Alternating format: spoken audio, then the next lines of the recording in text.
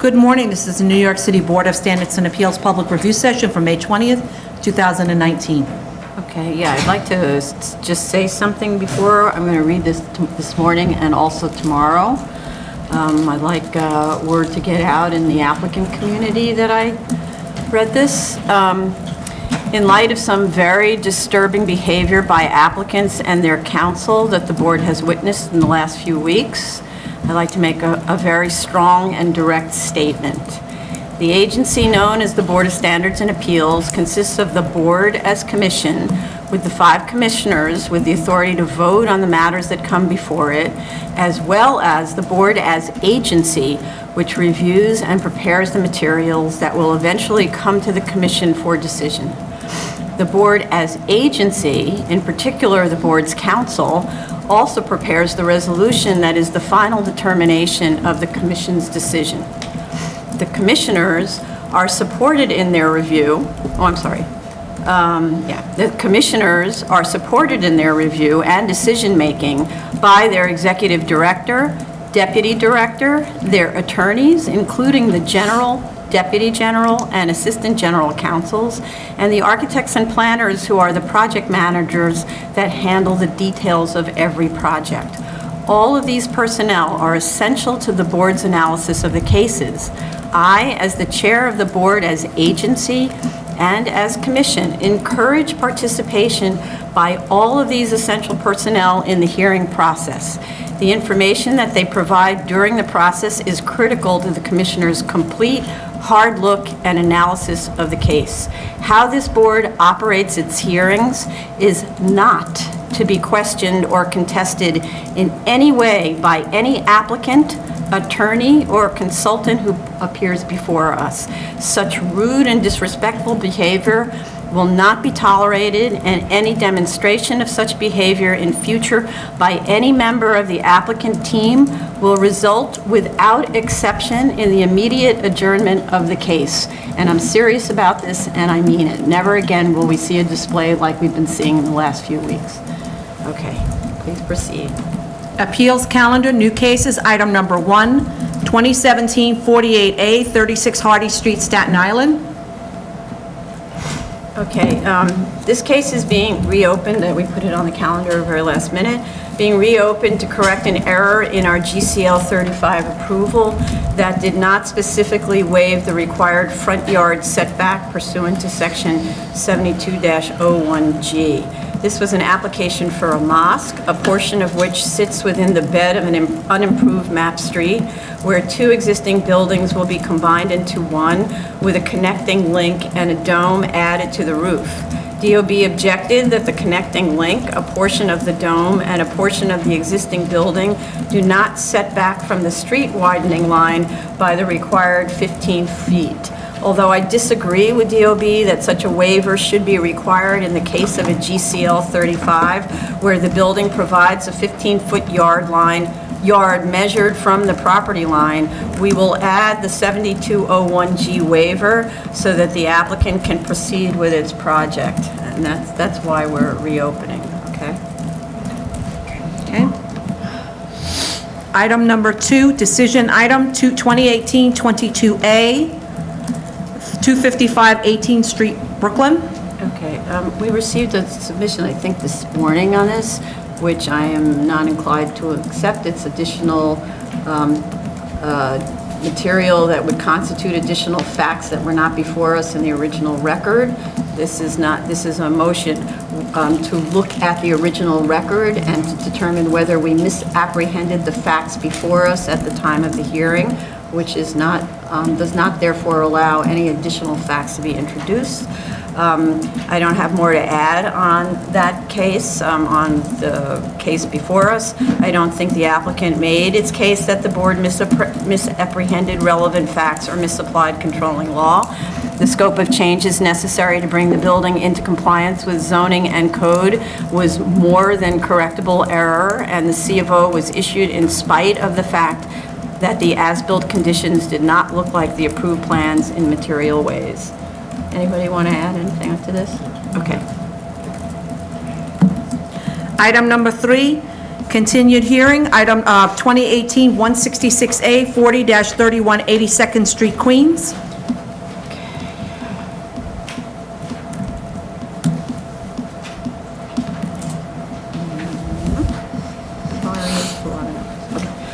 I think the board fully discussed the subject of cellar occupancy with respect to the definition of floor area at the last hearing. Appellant has not persuaded me in its recent submissions that in this context, the cellar of a retail store is floor area as defined in the zoning resolution. Appellant urges the board to consider the type of store in question here and whether it should be characterized as use group 10 department store in all cases. I note, as is also stated by DOB, that there are situations in the zoning resolution where the architect and DOB have the option of characterizing the use in more than one similar use group. Ambulatory diagnostic or treatment healthcare facilities are use group 4 professional offices, including ambulatory diagnostic or treatment healthcare, and are also use group 6 with the same designation. So characterizing a use as either or both use group 10 or use group 6 is not necessarily contradictory, and that is actually at the architect's option, and DOB simply has to agree with the architect's designation. Appellant provides some examples of use group 10 target stores, CZO of use group 10 target stores, but since the question here is whether the use has been properly characterized as a variety store of over 10,000 square feet of floor area or a department store, we would need more than simply what the use group is in these locations. In my review of each of the COs provided with the initial application, only the target located in the Special Purpose District in Tribeca is described as a use group 10 variety store, and that's a Special Purpose District where the floor area in the cellar is counted, the area in the cellar is counted as floor area. All of the other examples given are either use group 6 retail or mercantile, which is what it says on the CZO, or use group 10 retail or mercantile. So we don't actually know which one of those designations that use is, and you can't tell whether it just surpassed 10,000 square feet above grade or not to have that use group 10 designation. The only other exceptions are Bronx Terminal, where there are 2 targets. They're associated with each other. They're right next door. And they're use group 10A department stores. But again, those designations are the option of the applicant. So the question might be then, where there is a location with a target or similar retail establishment that has floor area greater than 10,000 square feet, did DOB err in permitting its characterization in most cases as use group 6 or use group 10 retail, mercantile, or variety store? I also researched similar sounding retail stores such as Costco and BJ's. Costco has only 5 locations in New York City, 2 in Queens, of which 2 are in Queens and 1 is in Brooklyn, Manhattan, and Staten Island. The CO for the Costco's on Vernon Boulevard and on 3rd Avenue in Brooklyn characterize it as a use group 10A department store. Costco's website describes their stores as warehouses. The Manhattan store on 117th Street in Richmond and also in Richmond Avenue, Staten Island, have COs for use group 10 retail. Macy's, which we think of as the epitome of the definition of a department store, might have been the very first department store, I don't know if it is, but, and also certainly as destination retail, has 9 stores in New York City with 2 in each borough plus the flagship in Manhattan. So the 1961 CO for the Macy's on Fulton Street characterizes it as a, quote, department store, is a very old C of O, as does the 1956 C of O for the one on Queens Boulevard. So I think for me, the distinction, which is impossible really for DOB to investigate, right, is how many there are. We're talking about destination retail versus local retail. According to one website, and also it was provided in some of the materials we were given. The website is 6squarefeet.com. As of October 2018, Target had 28 stores in New York City, and at that date was adding more stores with its small format store typology. So that sounds less like destination retail than a Costco that has fewer than one store per borough. So if you were going to make a distinction, you might talk about it in terms of how many stores are provided, whether it's destination. I have to travel really far to go to the one Costco in the borough. But how DOB analyzes that, it seems to me they really do need to depend on the representation of the applicant. This is a department store versus another type of store. I think appellant's concerns about parking impacts in the area is best addressed by city planning, who saw that in certain situations, such as with ambulatory care facilities, even the cellar uses should be included in parking calculations. At the moment, there is no such requirement for use group 6 or use group 10 of any type.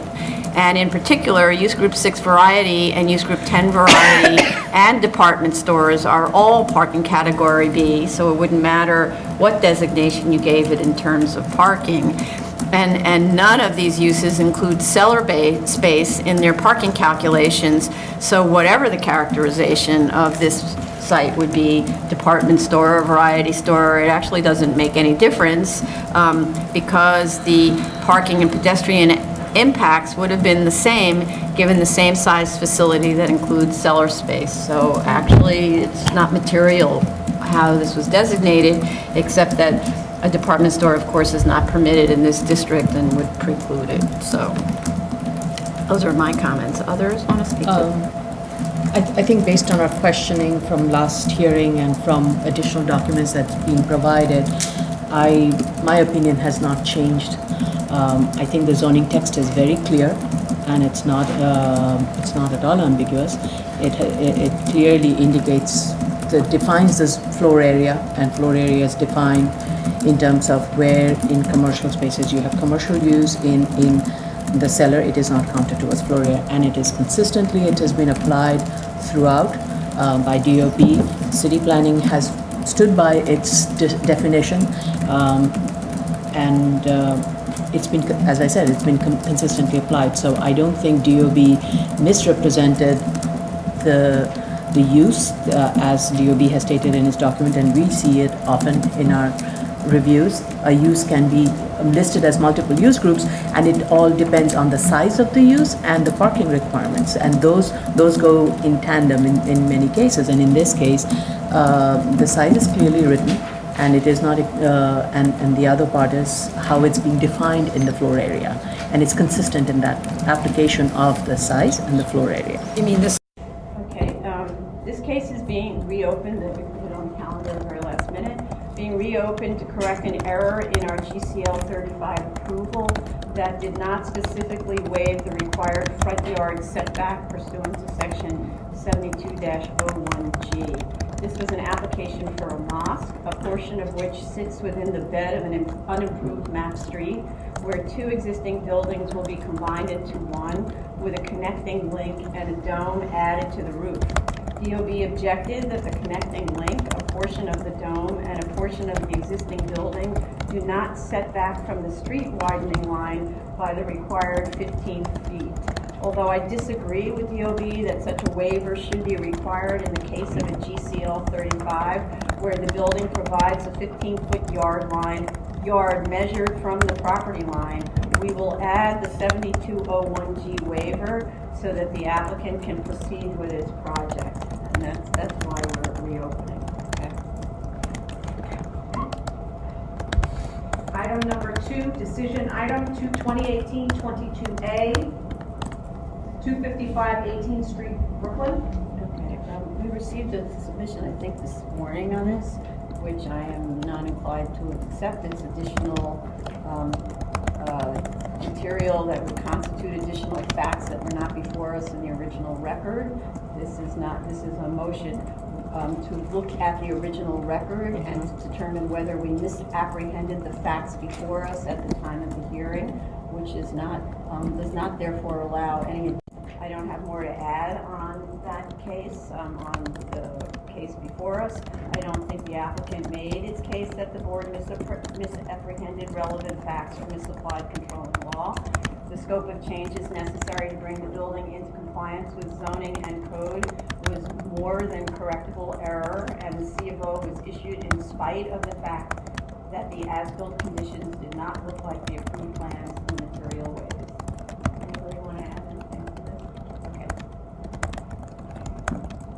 Item number 3, continued hearing, item 2018-166A, 40-31 82nd Street.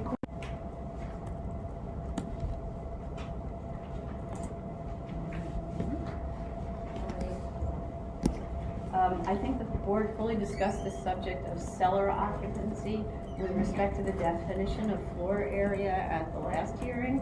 Appellant has not persuaded me in its recent submissions that in this context, the cellar of a retail store is floor area defined in the zoning resolution. Appellant urges the board to consider the type of store in question here and whether it should be characterized as use group 10 department store in all cases.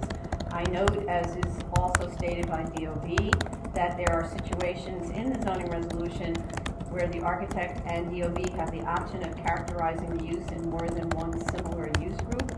Ambulatory diagnostic or treatment healthcare facilities are use group 4 professional offices, including ambulatory diagnostic or treatment healthcare, and are also use group 6 with the same designation.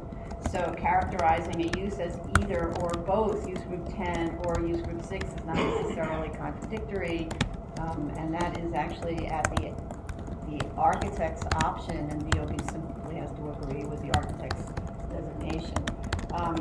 Appellant provides some examples of use group 10 target stores, of use group 10 target stores, but since the question here is whether the use has been properly characterized as a variety store of over 10,000 square feet of floor area or a department store, we would need more than simply what the use group is in these locations. In my review of each of the COs provided with the initial application, only the target located in the special purpose district in Tribeca was described as a use group 10 variety store, and that's a special purpose district where the floor area in the cellar is counted, the area in the cellar is counted as floor area. All of the other examples given are either use group 6 retail or mercantile, which is what it says on the CSO, or use group 10 retail or mercantile. So we don't actually know which one of those designations that use is, and you can't tell whether it just surpassed 10,000 square feet above grade or not to be to have that use group 10 designation. The only other exceptions are Bronx Terminal, where there are 2 targets. They're associated with each other. They're right next door. And they're use group 10A department stores. But again, those designations are the option of the applicant. So the question might be then, where there is a location with a target or similar retail establishment that has floor area greater than 10,000 square feet, did DOB err in permitting its characterization in most cases as use group 6 or use group 10 retail, mercantile, or variety store? I also researched similar sounding retail stores such as Costco and BJ's. Costco has only 5 locations in New York City, 2 in Queens, and of which 2 are in Queens and 1 is in Brooklyn, Manhattan, and Staten Island. The CO for the Costco's on Vernon Boulevard and on 3rd Avenue in Brooklyn characterized it as a use group 10A department store. Costco's website describes their stores as warehouses. The Manhattan store on 117th Street in Richmond and also in Richmond Avenue, Staten Island, have COs for use group 10 retail. Macy's, which we think of as the epitome of the definition of a department store, might have been the very first department store, I don't know if it is, and also certainly as destination retail, has 9 stores in New York City with 2 in each borough plus the flagship in Manhattan.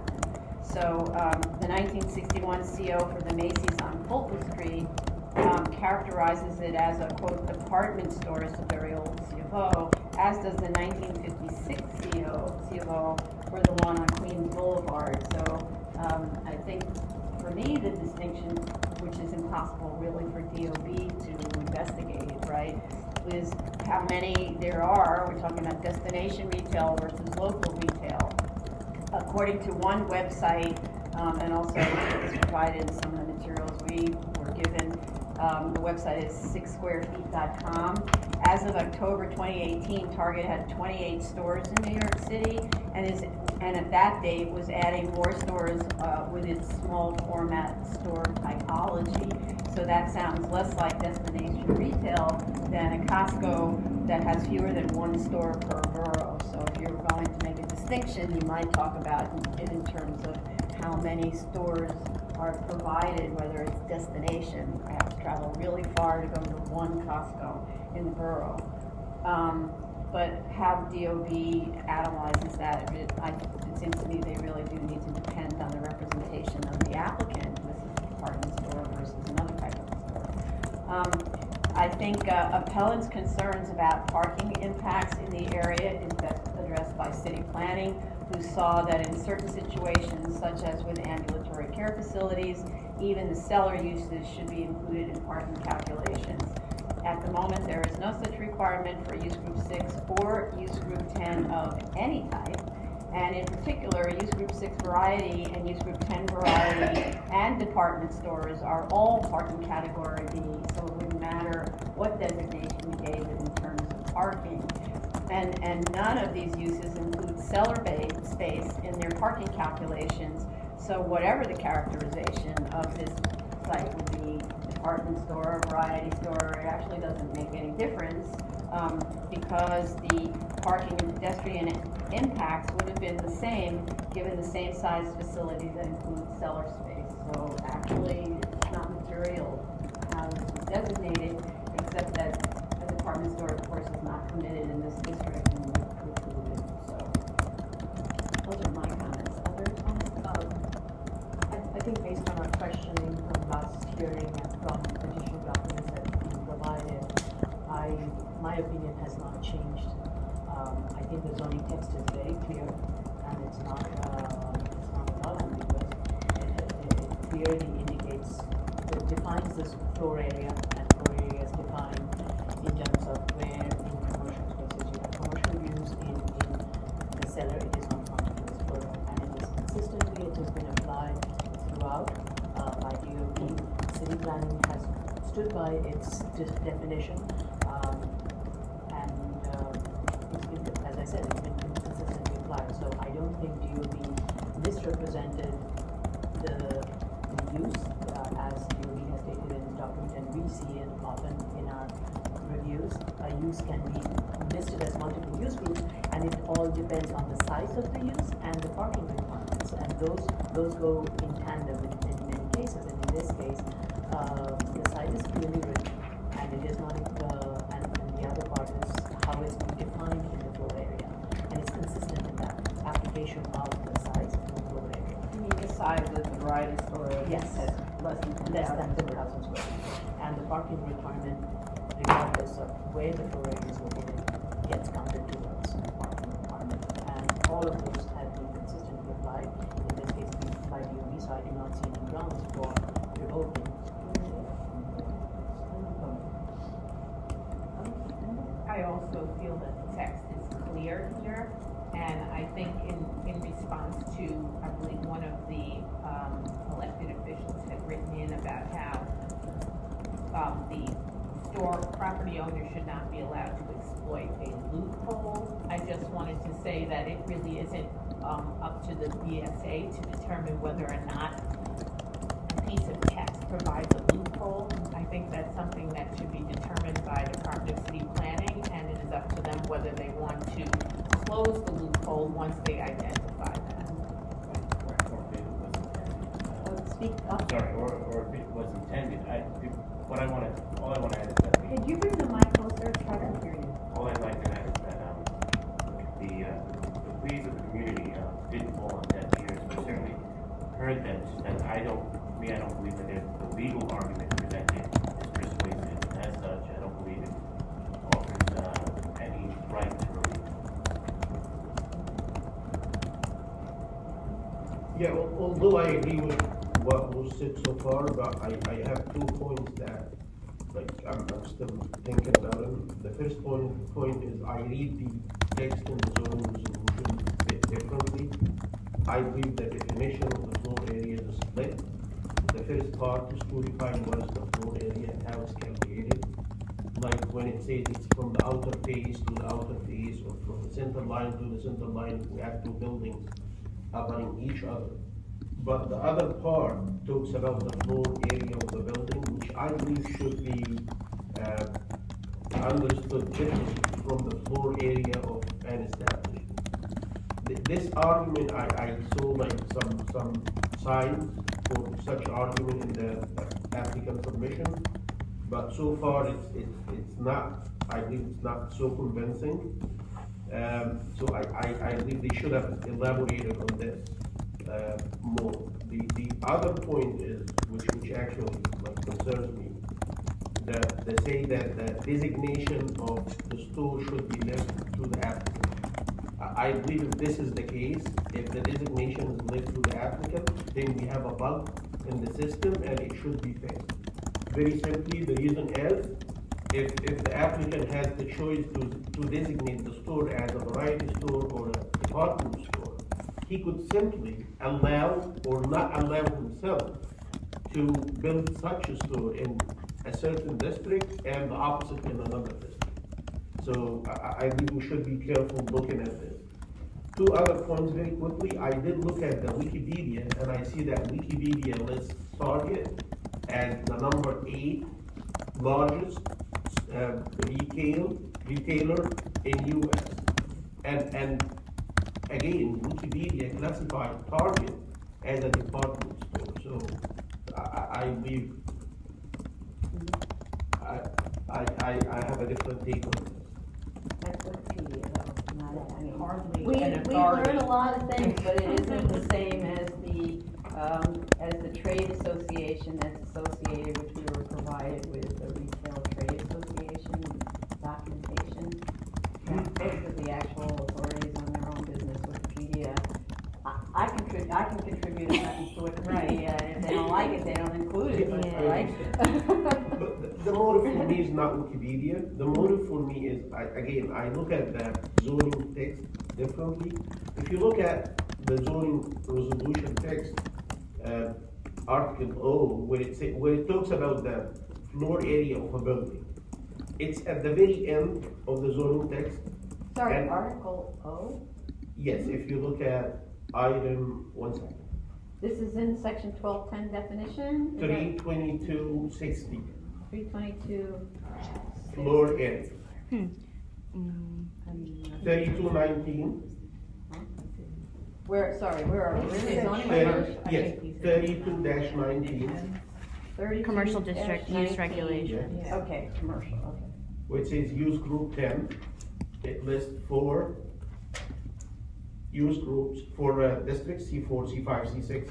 If you go down all the way, it says floor area, and then there's a definition for the floor area, which says floor area is the sum of the gross area of several floors of a building, etc.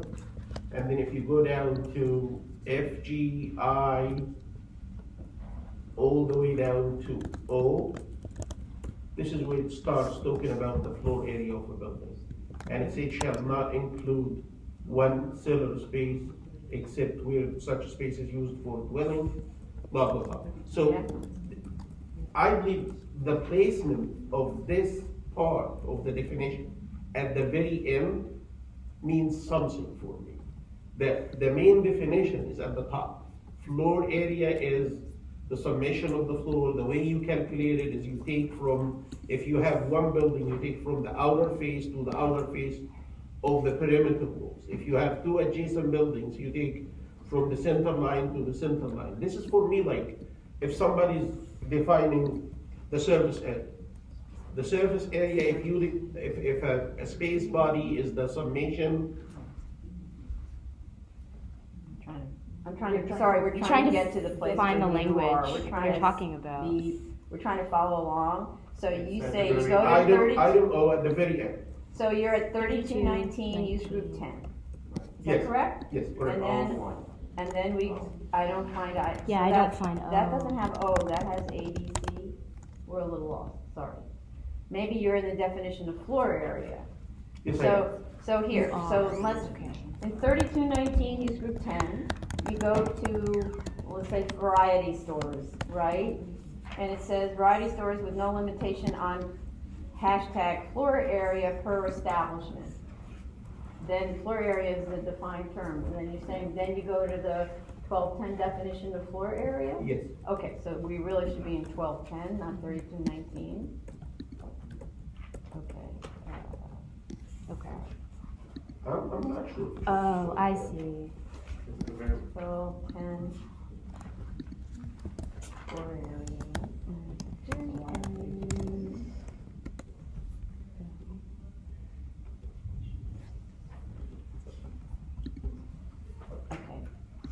Okay, so floor, so it says floor area.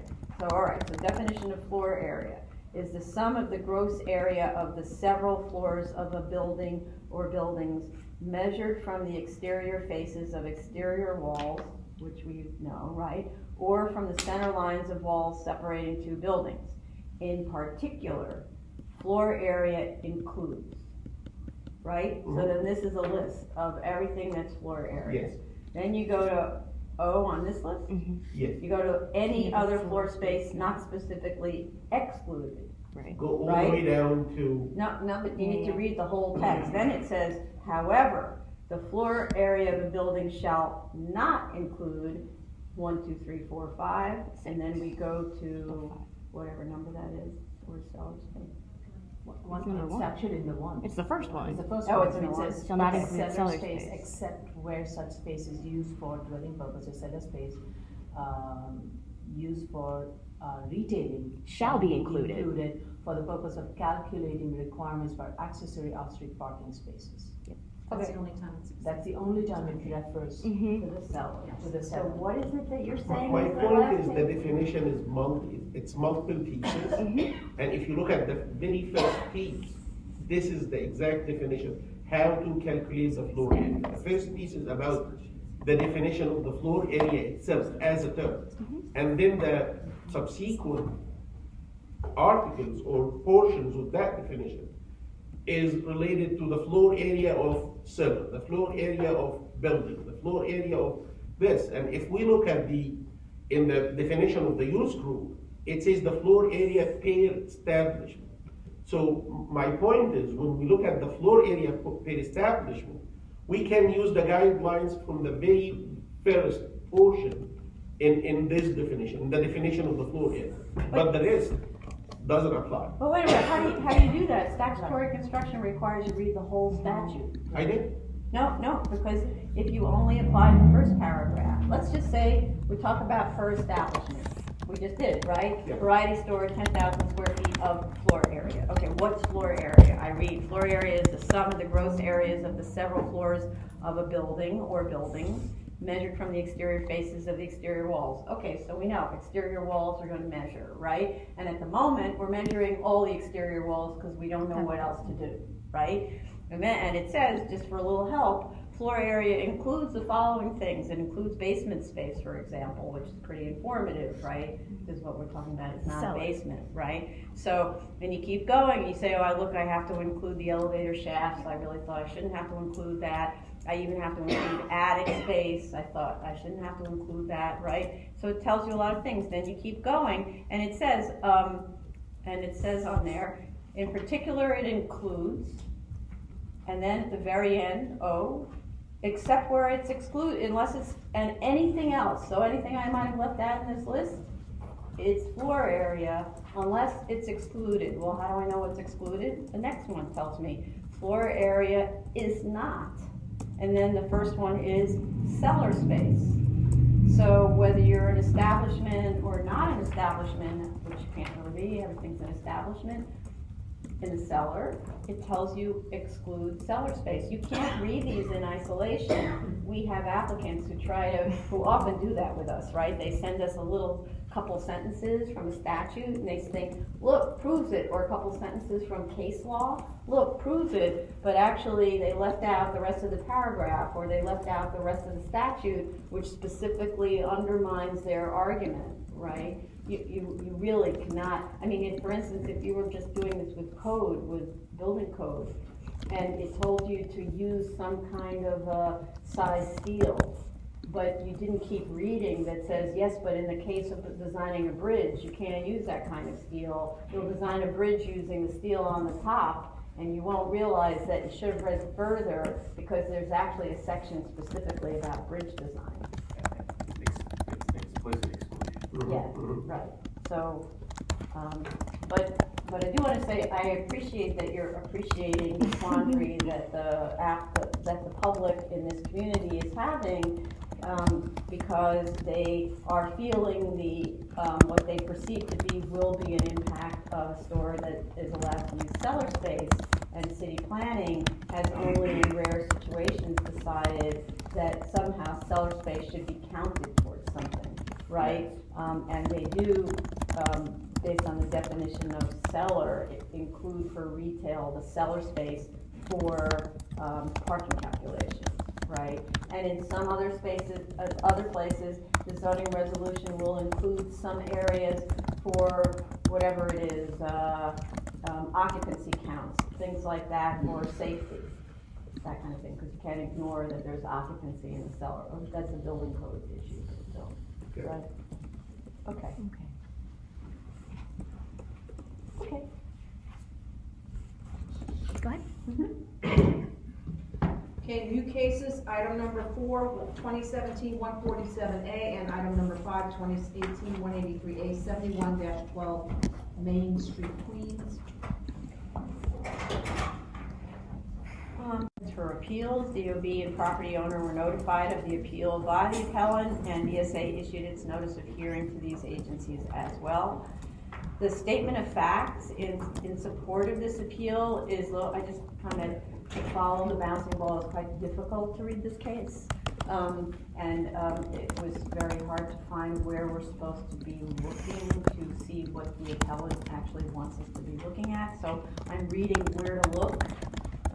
So in case anybody missed that, this is where it is, okay? The statement of facts in support of this appeal is located on page 13 of a submission dated May 5th, 2017, found in the 2017-147A application folder, because there are 2 folders, right?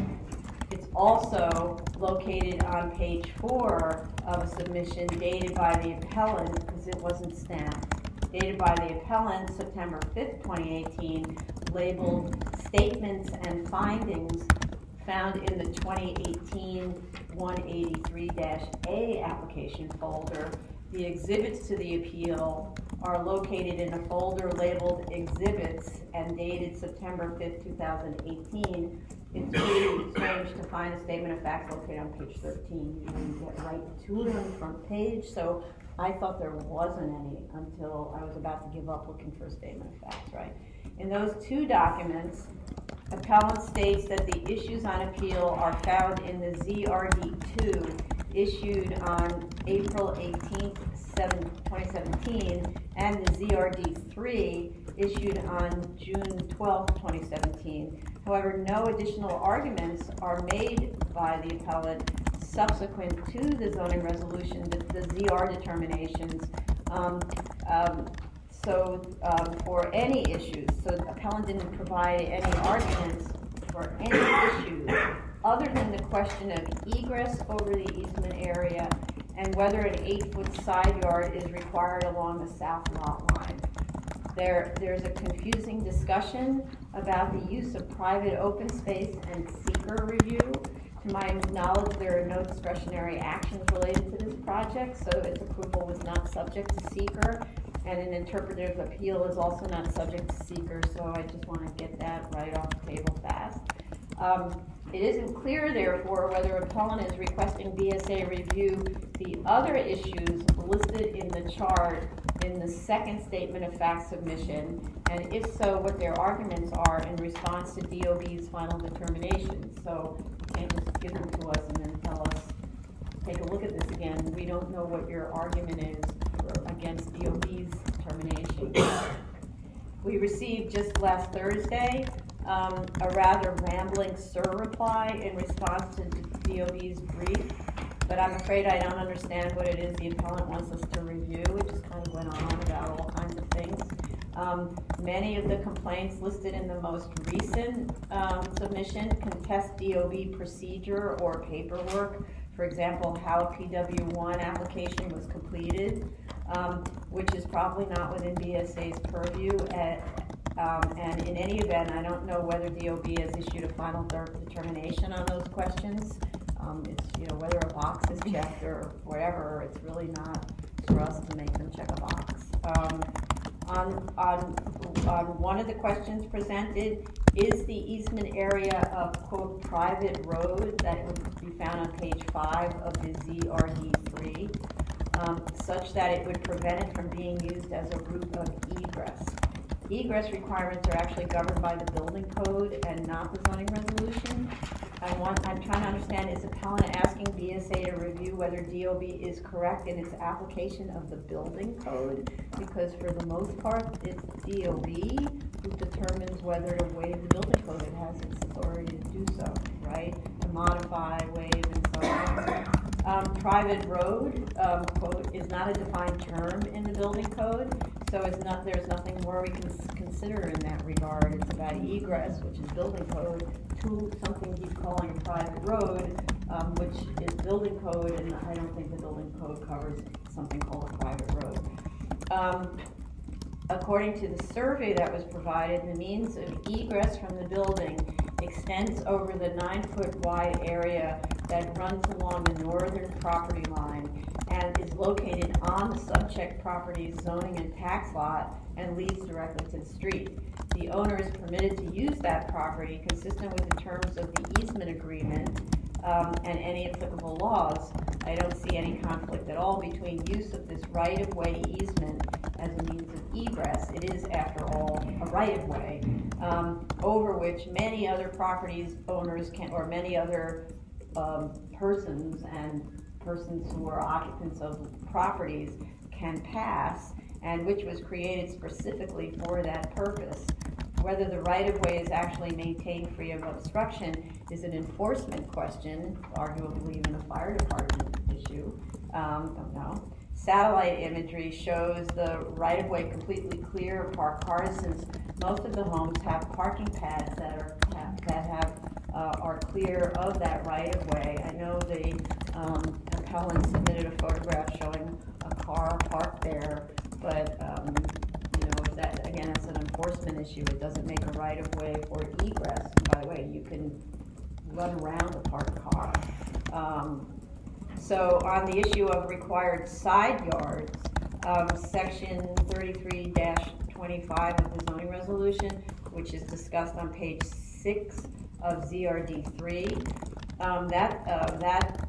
states that no side yard, section 3325 states that no side yard is required for buildings located in C districts, but if an open area extending along a side lot line is provided at any level, it shall be either at least 8 feet wide at every point or at least 5 foot wide with an average width of 8 feet.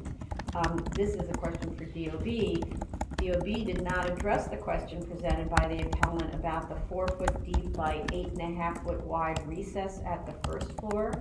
I'm curious, why is that not an open area provided along a side lot line at any level? That's to quote the zoning resolution. Open area, as used in the zoning resolution, is not a defined term, so it appears that there is no requirement that it extend for the full height of the building, for example. And I'm just curious for the owner, what's the area for anyway? You could cure this in a second by putting a door. I think it might be for trash storage. I don't actually know. why would a door fix it? Because, well, then that's, a door frame and a door completes the envelope of the building.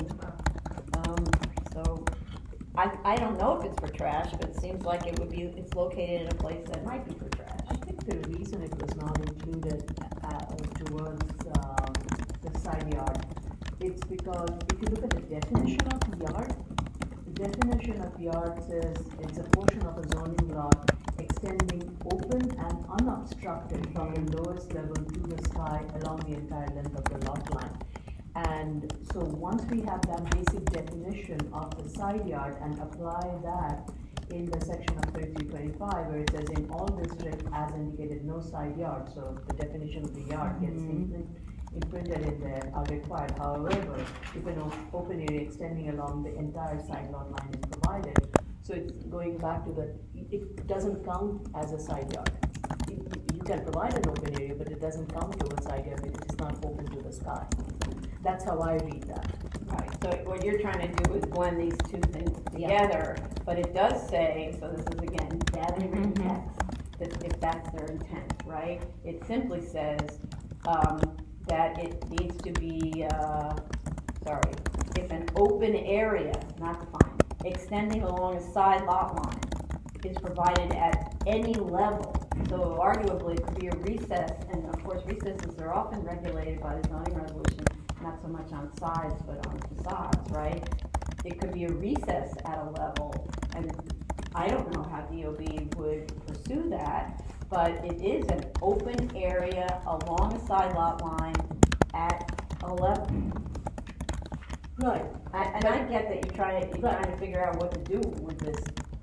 I think for me, it's the basic definition of the yard. Once you apply the basic definition of the yard, where the yard is a yard only when it is open and unobstructed to the sky, and if in that side yard an open area is provided, then that open area has to meet the definition first of the yard, that is, it has to be open and unobstructed to the sky.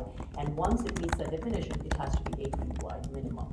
That's how I see it. So one could create a recess, but that recess will only get counted towards that requirement of recess open to the sky. I don't know whether it get counted towards side yard or not, but each definition has its own thing. But here to me, it's So this is one of those things where I've actually seen, sometimes there are zoning laws that are very strangely shaped, right? And it's really expensive to follow the shape of the line of the side lot line. So the option of the builder is either follow the weird shape of the side lot line as it zigs in and out, so as not to be required to have a side yard, or do something that isn't considered an open area. So this is one of those things where DOB hasn't accepted the idea that so you built a roof out or something like that, or a little cantilever at the top floor, so it's not open continuously to the sky, but meanwhile there's this 4 foot or 1 foot or whatever it is gap as the side lot line zigs along. I think this is a terrible reality of the zoning resolution, that it doesn't appreciate this problem, because there are many lot lines that are not straight, that zig, right? And but my recollection is that DOB doesn't accept the idea that you put like a little roof over it, and then you don't have to count it as an open area. So because then you're saying it needs to be open to the sky, so don't open it to the those sky.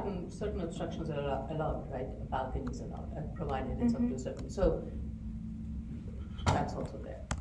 Right, but when we're talking about like a foot or 4 inches, those kinds of things, so sometimes you're forced to provide that 8-foot side yard because it's either 4 inches or 8 feet, which is a really unfortunate reality. And plus, the seismic codes are requiring buildings to hold back 4 inches.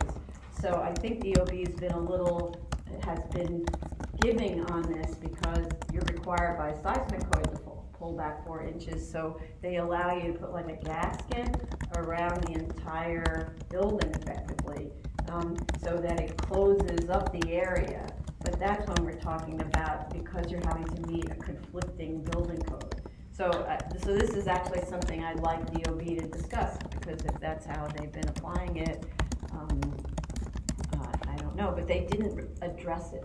So appellant asked about it over and over again, and it was ignored in DOB's determination. Then I'm just gonna, there was a mention about required parking. I didn't understand the question. And then there was also a question about minimum distance between required windows under 2465, which is discussed on page 12 of ZRD 3. 2465 pertains to community facility buildings located in R districts. The site is located in a commercial district, subject to ZR Article 3, Chapter 3, which states that 2465 shall apply to community facility buildings in C districts. However, it also states that it does not apply to buildings 3 stories or less in height. I agree with DOB's statement. The subject building is three stories, so the section is inapplicable. There are no required windows anyway for the proposed uses. So again, I don't understand what the appellant's question is. And then this was really more a question for DOB and its calculations. And it's not that I disagree with DOB and the outcome doesn't matter. It has to do with how they calculate permitted obstruction of height and setback requirements under 3342F. They're measuring the aggregate street wall width, so this has to do with the bulkheads. They're measuring the aggregate street wall width times the average height, which is what you're supposed to be doing. And they're only, but DOB is reading that as only counting the height above the maximum street wall height. They're not counting the height of the bulkhead from the roof to the top of the roof. And the zoning resolution doesn't indicate that that's the mode of measurement. It states that the aggregate width of street walls of a bulkhead located within 10 feet of the street wall facing the street frontage, in this case a bulkhead, with a 17-foot wide street wall, and then the zoning resolution says, times its, quote, average height in feet must be less than 4 times the width of the street wall of the building. So in this case, it's 53 feet. Stop. Oops. Is the camera not on? Power went out. Oh, that's really unfortunate. Thank you, Daryl, for noticing. When did that happen? Yes, some It's these people. Oh, they I'm tripped. gonna blow. They tripped the. And our license, sorry everyone, this is. There's some construction going on there in the rest of the building, so. You guys put my power out. I'm recording this and my power's out. Yeah, now we just noticed it. I don't know how long it's now. We need to have 2 recording apparatus. This is the Seriously. second time this has happened. Yeah. So did you have to? But it has to be on a separate power. Okay, is the mic board on? Make sure the mic board is on. Yes. Great. Okay, go.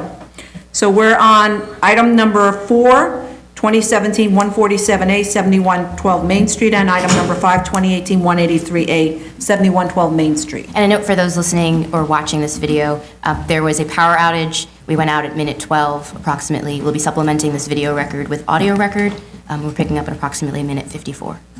Great, okay.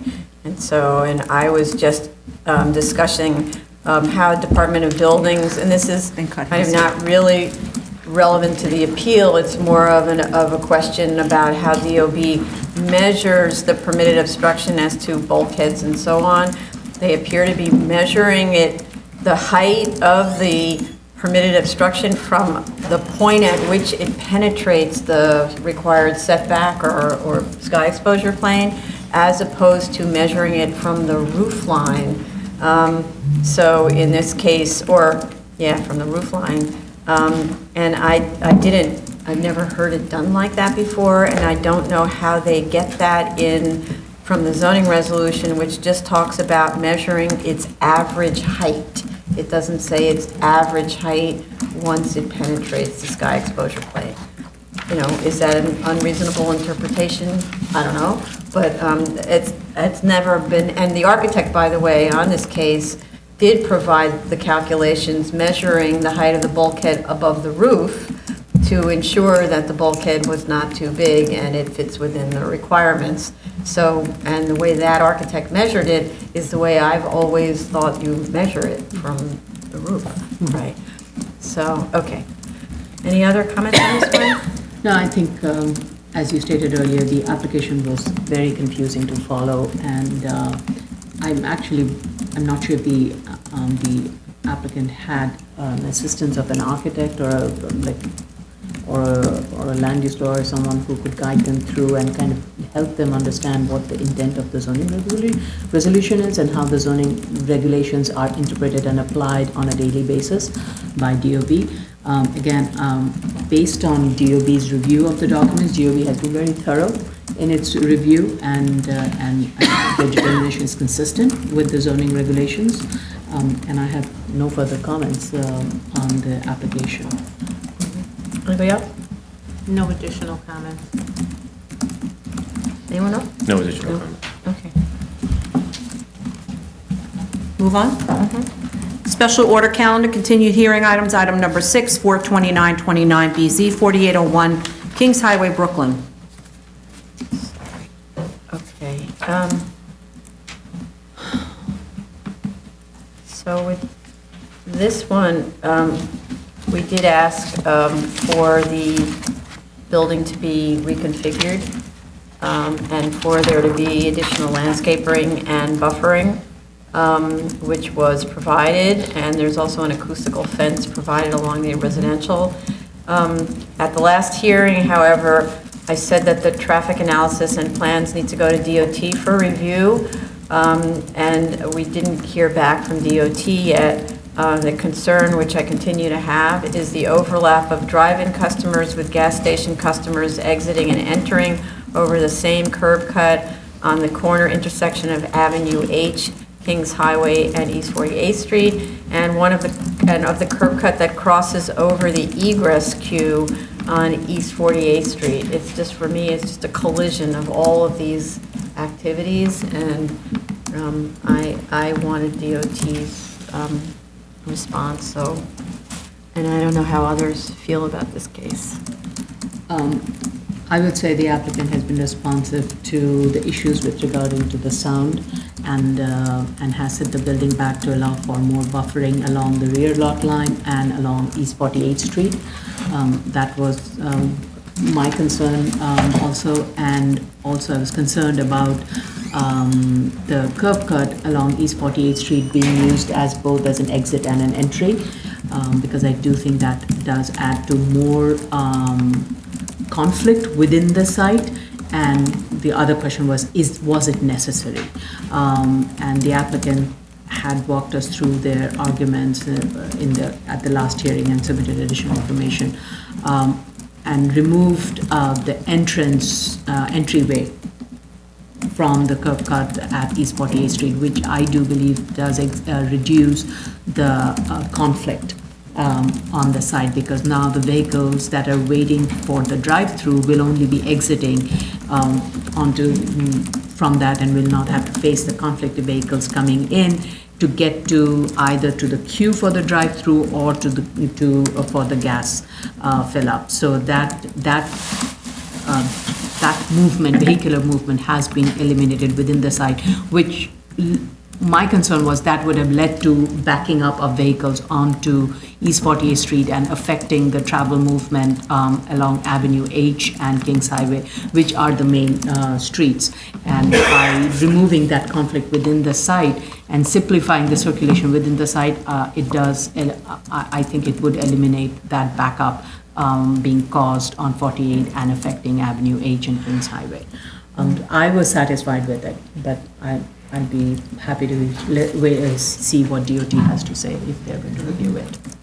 Other comments? I agree with Commissioner Shanda that when you're limiting that curb cut to an exit-only curb cut on 48th Street, you really are reducing the amount of conflict that you could have coming off of that drive-through lane. And when you think about it also, when you're coming out of that drive-through window, you're not coming out at 30, 40 miles an hour. You're rolling out slowly, and I think that's enough to see any site traffic that also might want to exit from that curb cut. Okay. Anybody else on this? No, I really appreciate the fact that they considered our comments last hearing regarding the buffer for the residential and like chamfering the building to pull the traffic away from the residential, and I have no further comments. Okay. Commissioner Shabeta? I want to second what Commissioner Sheta stated. With regard to the DOT, do we get any idea of when they will respond, or? I don't know, we'll find out. Okay. One thing that I have to mention, because it was mentioned to me, and so I can't not mention it, is this is not an application for a special permit for a drive-through, and it's also, the building is located in a residence district, I believe, right, in an R4 zoning district. Right. And this convenience store is supposed to be, you know, the typical rule about convenience stores that are associated with gas stations. It's customarily found with a gas station and can't exceed the maximum that TPPN, that DOB issued, I guess that was 98, 10 of 98? 99. So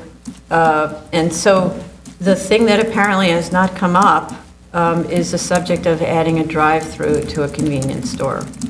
And especially when the convenience store is not especially when commercial use is not the use permitted for that site, right? So what's been pointed out to me is this is either the first or the second time, I don't know if there was a first time when it was, that the board will be considering and potentially approving a drive-through associated with a convenience store, and could potentially encourage many, many more to come, in which case we're almost always in these cases in residence districts because we're talking about gas stations, right? That received variances in the 1950s or whenever, right? In this case, it was actually a 1930 variance for a gas station.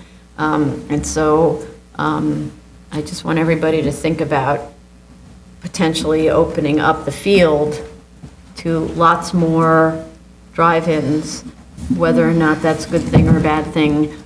You know me, I'm not a driver, so I leave that to the drivers. But I do want to bring up that we have, the reason that this one seems more palatable, sort of, is because it's possible to create a 20-foot buffer zone with heavily vegetated buffer zone between the neighbor and the drive-up. And maybe that's why, maybe that's why initially I was less concerned when we're getting these special permits for drive-throughs. We often don't have the option of a huge buffer area, whereas this way, arguably, the resident wouldn't be aware of the drive-through because the buffer zone is so deep. But I just need to put it out there for everyone's consideration. Okay, and you have time to ponder it, because I do want to hear from DOT about all of the exit onto this very unusual triple intersection. Okay. Item number 7, 11553BZ, 25202 Union Turnpike, Queens. Okay, planting as required was installed, and I think it looks good. I didn't see, the photograph doesn't make clear whether the trash enclosure was installed. If that could be clarified, and maybe quickly a photograph provided for that. They did. They did, you saw it? Yeah, it's actually blends in. The color of the fence for the trash enclosure is the same color as the rest of the fencing, so it kind of blended in. I was looking for it also, and In the photograph? In the photograph. Oh, because I saw something at the distance, but I don't know if that was the trash enclosure, so. Well, Yeah. they can explain Well, it better, but it was. I think they need a photograph, because otherwise it's like playing Clue or something, you know? Okay. This is whatever in the parlor. Okay. Item number 8, 75160BZ, 105 New Dorp Lane, Staten Island. Okay, an adjournment was requested for this, which is okay, but the fire department issued a letter of objection on May 8th. I don't know if this is another one. That's This is a- May 18th? Yeah. May 18th, I just wrote the wrong thing. So the applicant should be aware of fire department's objections, which are extensive, and They're respond to copied those. on that letter. They're always copied on the Yeah. letter. And okay. it reflects the same concern we had about the space in the rear that is being used, and they want to maintain it as a covered space. Right, okay. Okay. Item number 9, 8174BZ, 9727 57th Avenue, Queens. We adjourned this case, there was a submission made Friday or this morning or something like that again. No, it was made last week. Friday. We asked them to make a couple of corrections, but the thing Okay. is, then we raised the issue about another sign in the corner, which was. Right, but so parking. it was a super late submission, I don't know if everyone saw, and I'm not 100% sure what the changes were of this submission, other than some signage notes on the drawings. But anyway, we adjourned this case at the last hearing on February 5th due to an incomplete submission, but we also discussed at that review session the limited materials that had been submitted prior to that date. The new materials appear to indicate that no changes are proposed for the site because there is nowhere to which the recycling machines can be relocated, and the storage shed is also not proposed to be removed in spite of the eyesore this presents to the sidewalk. There's another design proposal for the shed recycling machine structure. I'm trying to understand why now there's a storage area that's open to the 98th Street side. How does the 98th Street frontage look after hours? The enclosure seems to be for the recycling machines, it's kind of confusing. Seems to be wood panels, which for me is like it's No, they pull up kind of- gates. It describes, it says wood panels on the drawings. When I read the word wood, I see the word wood, it says No, wood I- panels. I just pull up- So it says, seems to be wood panels with a lean-to roof that seems very temporary and flimsy looking, so I'd like to know more about these materials. And then they're sitting in a fenced enclosure that's much bigger than the actual recycling machines. So I'm looking at it and saying, well, this is just a place to throw the garbage, all on the sidewalk. So how is that responsive to the concerns about basically putting all the garbage on the street? This is what the whole subject was at the beginning. Why are you throwing all your garbage on the street that the neighbors have to look at? So I'm quite confused by this submission. After all this discussion, they're enlarging the area and not removing that storage shed, which holds the garbage. Move your garbage inside. You know, I understand the idea of a recycling machine. I understand that whole purpose. But why does the garbage have to be stored where everyone is exposed to it? It's just, I think it's disrespectful. That's not for recyclables? Yeah, it's only for When the machine is recyclables. spilled? Yeah. Okay, but so recyclables, what happens after a machine is filled? They put them in plastic bags, and then they stick the plastic bags in the fenced-in area that's open. So that means you're walking down your city street and you're looking at piles of garbage, which should be removed, picked up, stored inside. We're always so strict on gas stations and so on. We say you have to store your trash within an enclosure. Instead, they're storing their trash not in those lean-to things. One side of the lean-to is the recycling machine. The other side is some sort of a storage thing. And then outside it, you see that's the new submission, is this very large fenced-in area that is not designated as anything. For me, that's clear. It's going to be piles of garbage bags with either crushed bottle or crushed cans or whatever, because, you know, if you want to build a little structure there, build a structure there. But don't impose, and so at least people were looking at an attractive structure. But we keep getting, I'm just, What's the alternative? Put it Build in, a store in the structure. store it in the basement of the building? If what they're doing now They're is required, but they're required to meet requirements of the state laws of recycling. I So don't they think have the to chair recycle. is That's not what I'm questioning saying. that. I'm The chair is saying not you don't questioning. throw your garbage bags on the street for No, no, everyone to I look agree at. with you. So that's what they're doing. They're throwing the garbage bags in a fenced enclosure, piling them as high as it goes. You want to keep your garbage in something, even the gas stations. This is a supermarket. This has to do with sanitation. This has No, to I do with know. rats. This has to do with lots of things, right? Right. The least they can do, spend the money and build a structure. Okay. Right? They're kind of, and that's why I look at those little wooden things that they're saying wooden panels. I know what Home Depot sells for little wooden panels. They're like the junky thing you use in your garden when you only want to spend like $20, right? Spend the money. It's a going enterprise. Do it. Build a structure if they're allowed to build a structure on the site. I don't even know what the rules are. These comments are What? very similar to the comments we made at the last hearing. Yeah. Identical. And I'm just always want to note interested in that. like neighborhood, let's say, respect for your neighbors. Don't treat your neighbors like they deserve garbage. They don't. Okay, Move on? yes. I just want to clarify Yeah, the sorry, yeah. submission that was made last week. It was to clarify the signage requirement because the way the drawings had noted the signage calculation somehow was not consistent with the statement of fact or The signing or the analysis. sign analysis. So there was little inconsistency in the information. So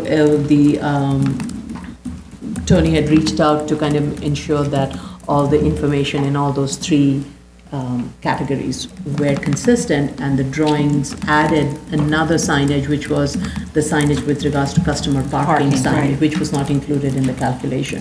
So this was to make sure all the signage was analyzed. So I just want to be, Right, and they also added a DOB-approved plan for that parking, Parking customer signage. parking Right. sign. right. So are all the materials now consistent with regard to the amount of signage at the site? Yes. Yes.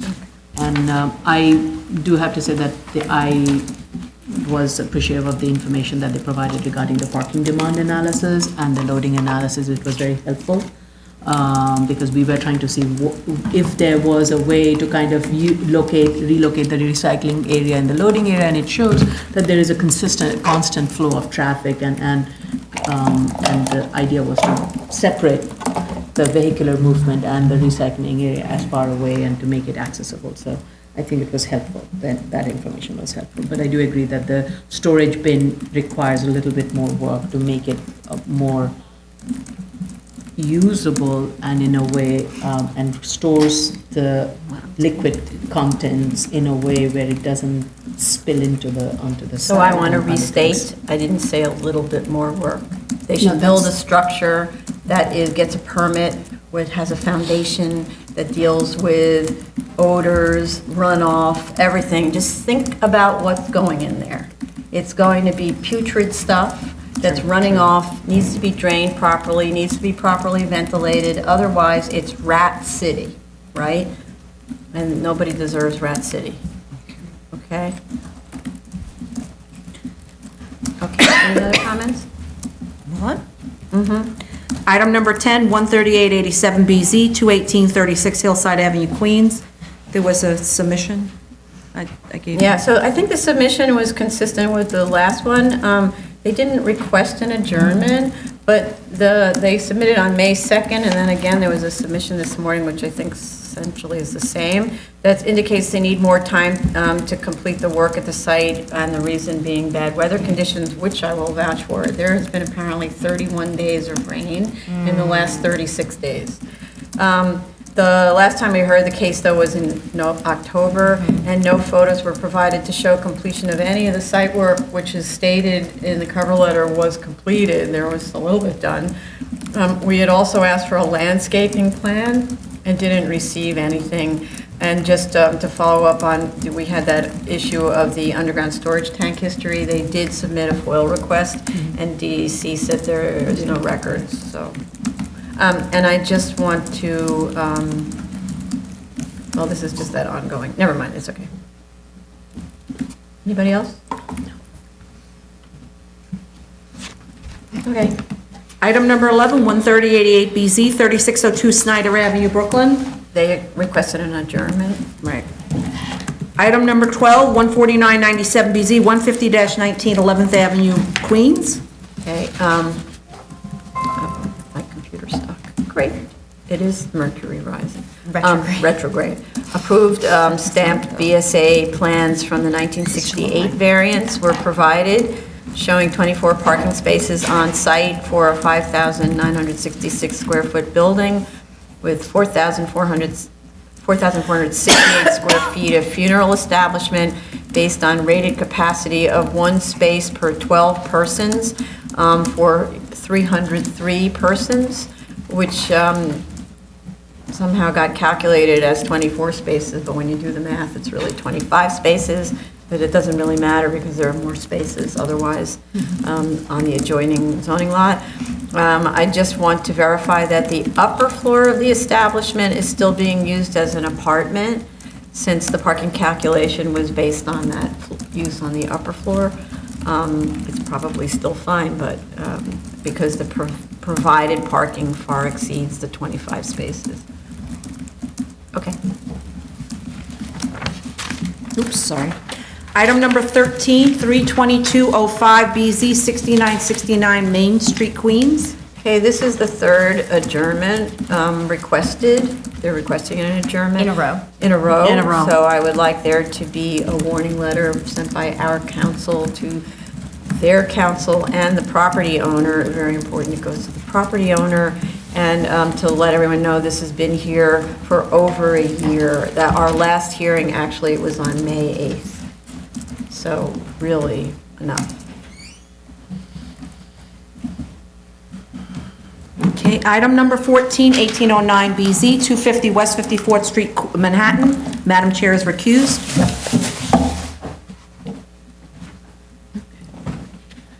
So. If you wait one moment, sorry. I'm sorry, it's 1809BZ, 250 West 54th Street, Manhattan. I said that already, right? I was just waiting for the chair to leave. Oh, okay, sorry.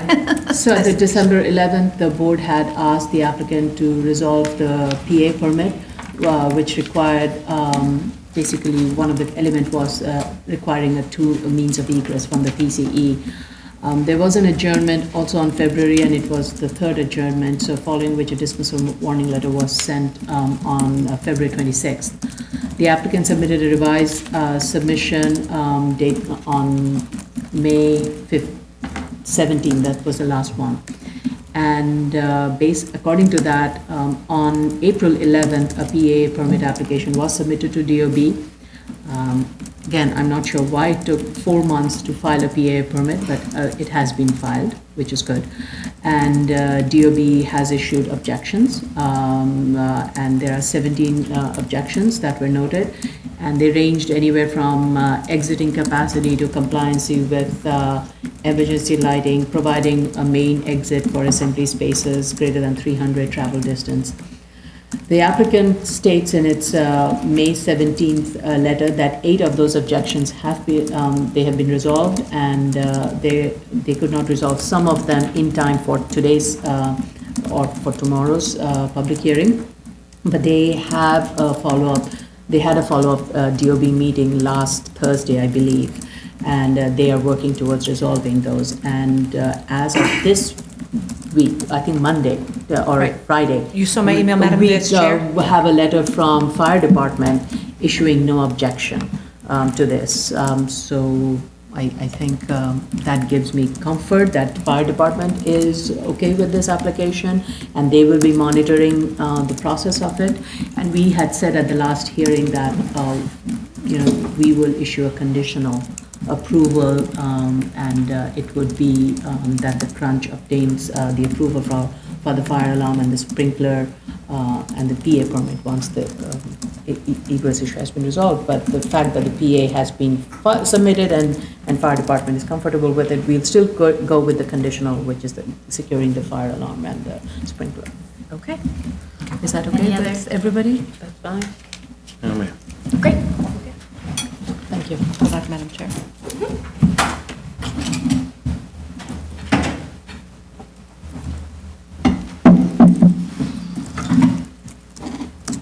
Ready? Hello? No, okay.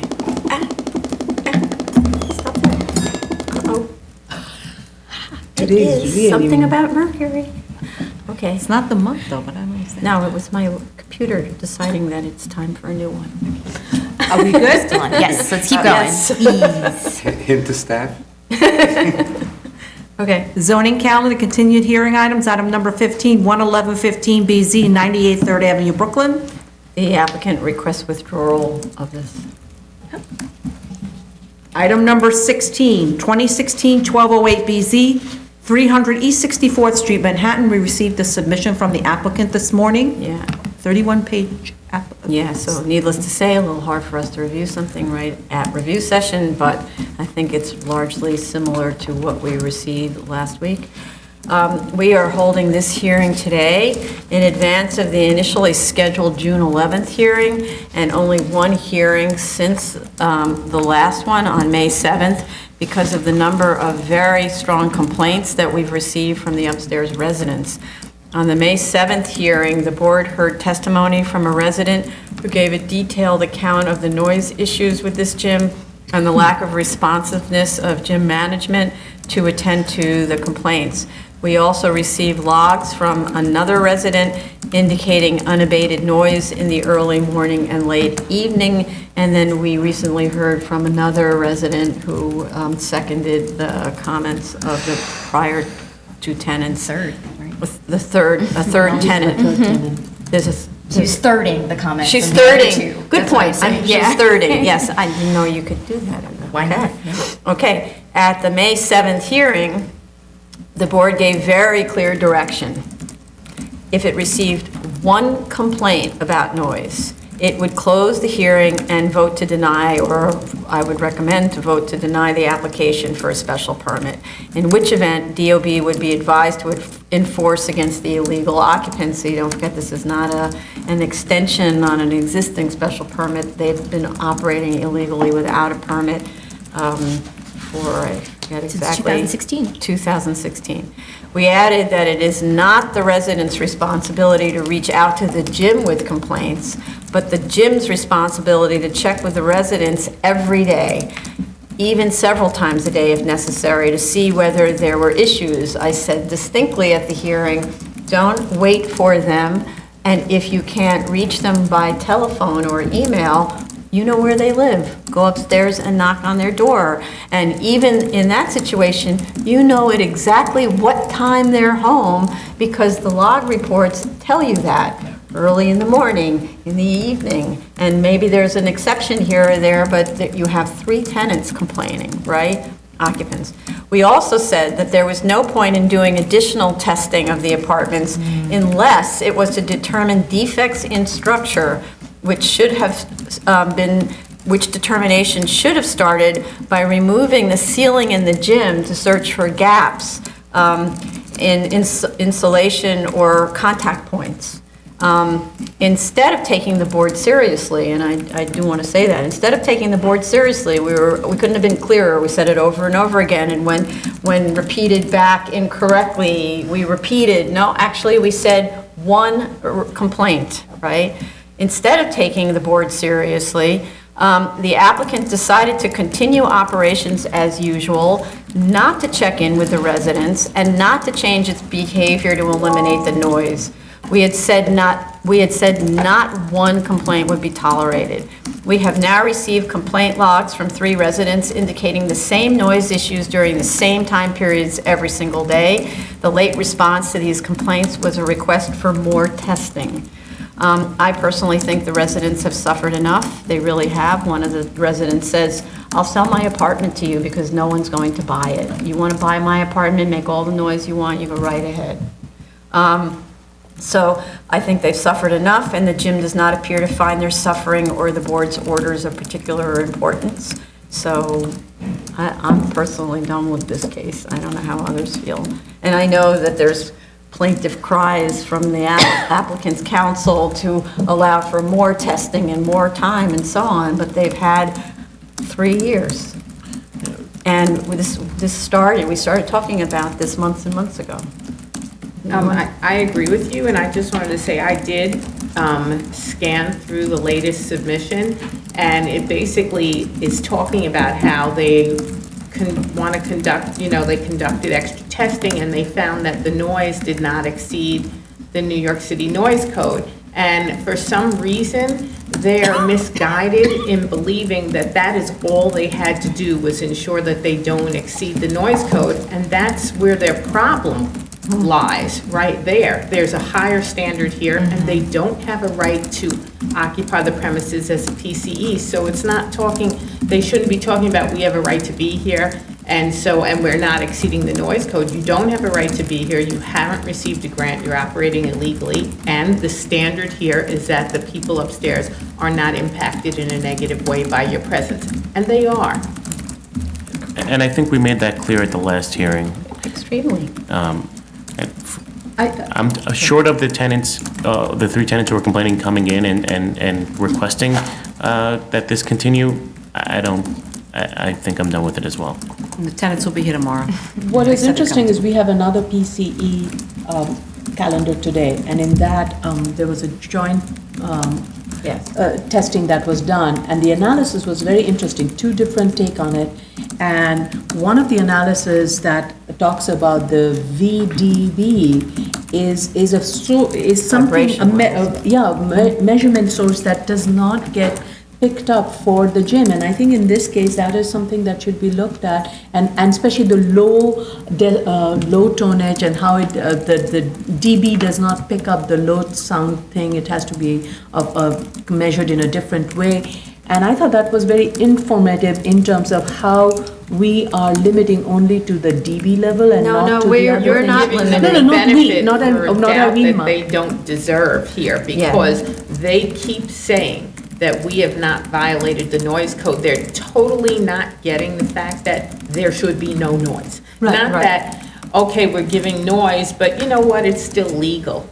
That's the main issue. And so any kind of noise testing, if they're just gonna rest on, we did not violate the noise code, is worthless waste of time. Right, and I agree with you, and I think that other report was very helpful in pointing out is that they pick up on the one sentence, but there is more to how one assess the noise code, and the fact that it's only using dB as a way to measuring it, and there are other ways to assess that there is no noise factor, is something that gets not picked up by any of the other applicants. No, And but I think There's that more is- to that other case, Yes. so I think we should discuss Yeah, we should that, talk about- because right. that's not the sole issue Right, with and I want to just add, this board, maybe, I don't remember when exactly you joined, but on this board, we looked at the CrossFit gym where vibration was the main subject.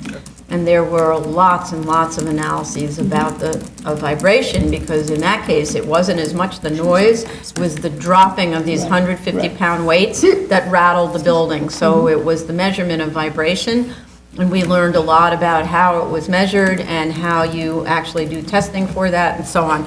In this case, it's really not about the testing. At the last hearing and the one before, we said, are you doubting the veracity of the people who live upstairs, who report to you every single day on the log, every single day, that they can hear the sound of the instructor and what the music is?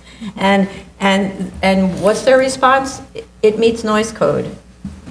Or the testing doesn't reveal that it's too bad, right? So just live with the counting, because maybe, I don't know, maybe it calms you down to hear the instructor shouting and to hear whatever the music is that's playing.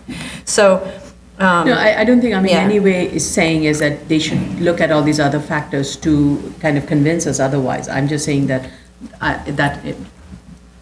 they haven't addressed our concerns. But I found that other report kind of helpful in kind of how people are using some gaps in their analysis. So, and then the other thing that I just want to point out is that unlike the other gyms that there have been severe noise complaints, and the one that's coming up, in those cases, the tenants or the residents were represented by council. And so council was quite aggressive in pursuing other means to protect the interests of the tenants. Here, you've got 3 people going it alone.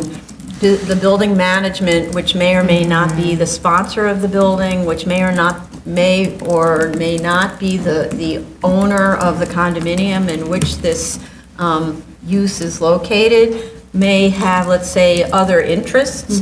And so there's kind of nobody to protect these residents except us and ultimately DOB. And so it's, bad business decisions is the way I look at it. That's what CrossFit was. These were bad business decisions to just ignore us. Okay. Move on. Yeah. Item number 17, 2016-4239 BZ, 180 Manson Avenue, Staten Island. Mansion? Mention. Requested adjournment. Oh, I will note too that the calendar doesn't reflect that the last 2 hearings have also been adjourned. Oh, this is the third one? Oh, Yeah. no. Oh. Okay. Sorry about that. So then we should be So sending we a should, dismissal? yes, we Dismissal should. warning letter? Okay. Thank you.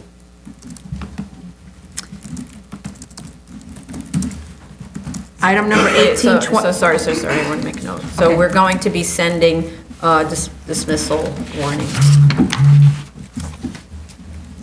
Let me know when you're ready, Madam Chair.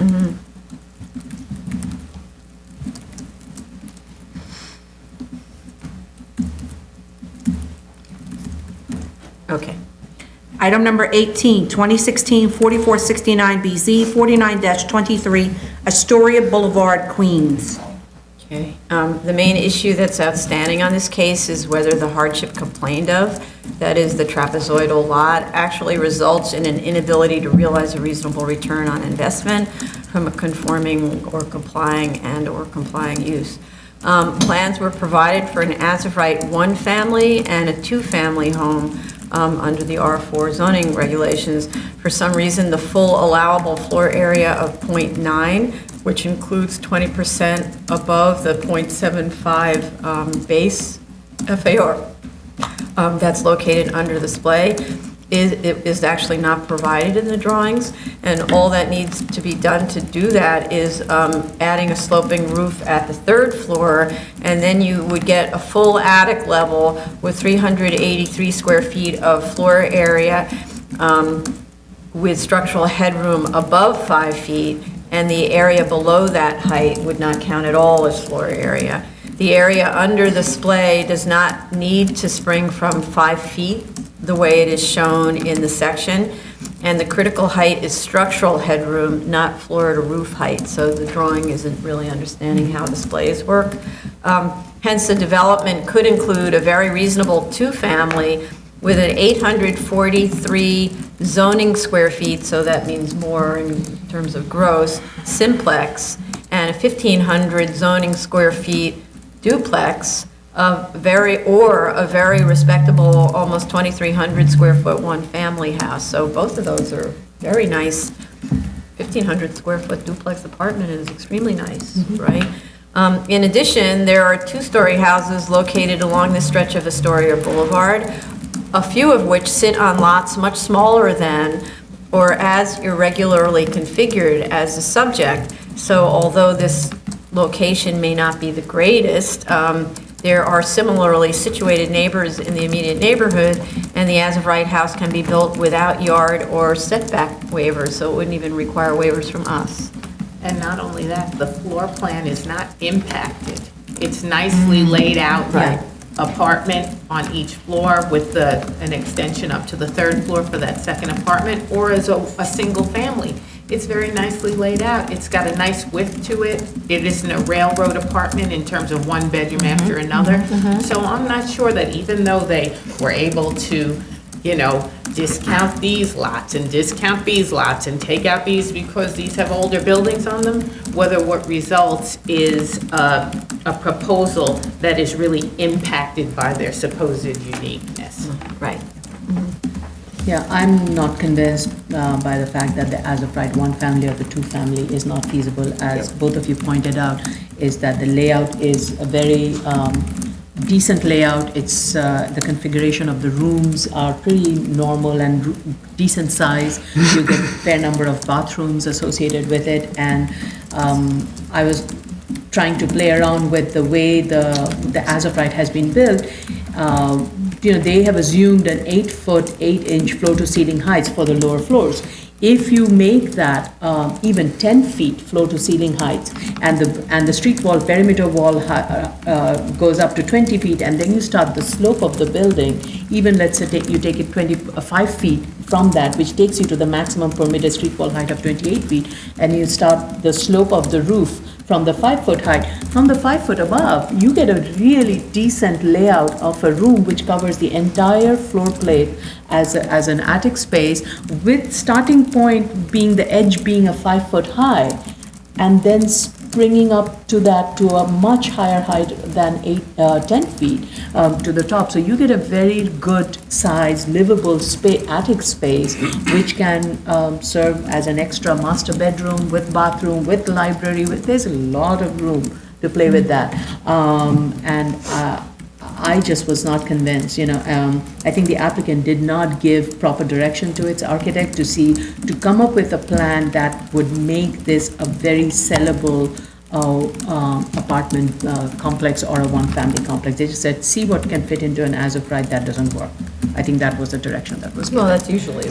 Right, but I know, we see so many single-family home enlargements where they are using creatively the dormer rules, they're using creatively the 5-foot high and the springing up from that, the attic route, to maximize every bit of the space on the attic, and here the applicant chose not to, and I have a concern with that. We're not even asking you to seek a special permit. We're asking you to do it within as-of-right, and there's enough room to use all of these in a very clever way, to use the dormer route to increase the height. So again, I'm kind of going over and over, but I just was not convinced the as-of-right can work.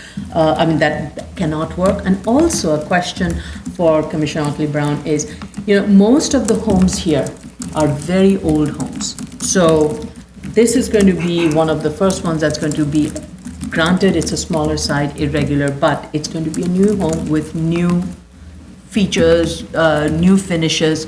It will have a, It's going to be attractive, you mean? it would be decent. What'd you say? It would have a good market It's gonna be value. attractive It's because going to be It would attractive. have a good Brand new. market value. That's just a question I have, and you can help me understand that? I mean, they're basically saying, and then if you look at the financials, they're saying that if you look at the as-of-right, it will not sell for enough money to overcome its hardship, which really to them is not so much the shape and the size, but that it's on Astoria Boulevard, which isn't a hardship. It's just a market issue. And what I mean by market issue is, yes, homes that are on major thoroughfares don't often sell for as much as homes on nice, quiet, little suburban type blocks. That doesn't make it That unique. doesn't make this a case for a variance here. And so the fact that homes here, there's a ceiling of about a $1.2 million sales price, and that's for the nicest home in the nicest perfect block, that ceiling is a market-driven ceiling. And so therefore, if they can't sell for the 1.2 million because they're on a main thoroughfare, that's a market issue. That is not an issue having to do with the deficits of the house, because the house would be very nice. And the rental bill, in that Yeah. case, would work very well. Yes, that would certainly, right, a two-family would make this a very attractive location because it helps support the mortgage and so on, so. Right, and another thing is the fact that they're saying that the home won't sell for more than it could be built for is another question I have, because when you look at their construction costs of $355 a square foot for a one-family home and $343 a square foot for a two-family home, that's kind of high for not being located on the island of Manhattan. If you go on the internet and you look at building publications and to see what is the range of construction costs, you get anywhere from $115 a square foot to $150 a square foot. So let's assume $150 a square foot. Or if you want to say the cost to doing business in New York City is an additional 40%. So let's say you get up to $225 a square foot. Well, then you clearly could sell this house for more than you built it. So therefore, I really don't see that they made the B finding here. Okay. So, and by the way, you don't go to the B unless there's an Unless you A. go to an A. Okay. Anybody else? Yeah, I agree with Commissioner Brown on the cost side. I did look at the cost estimate, and I want to thank the cost estimator for submitting the cost estimate this time substantially in correspondence with our requirements.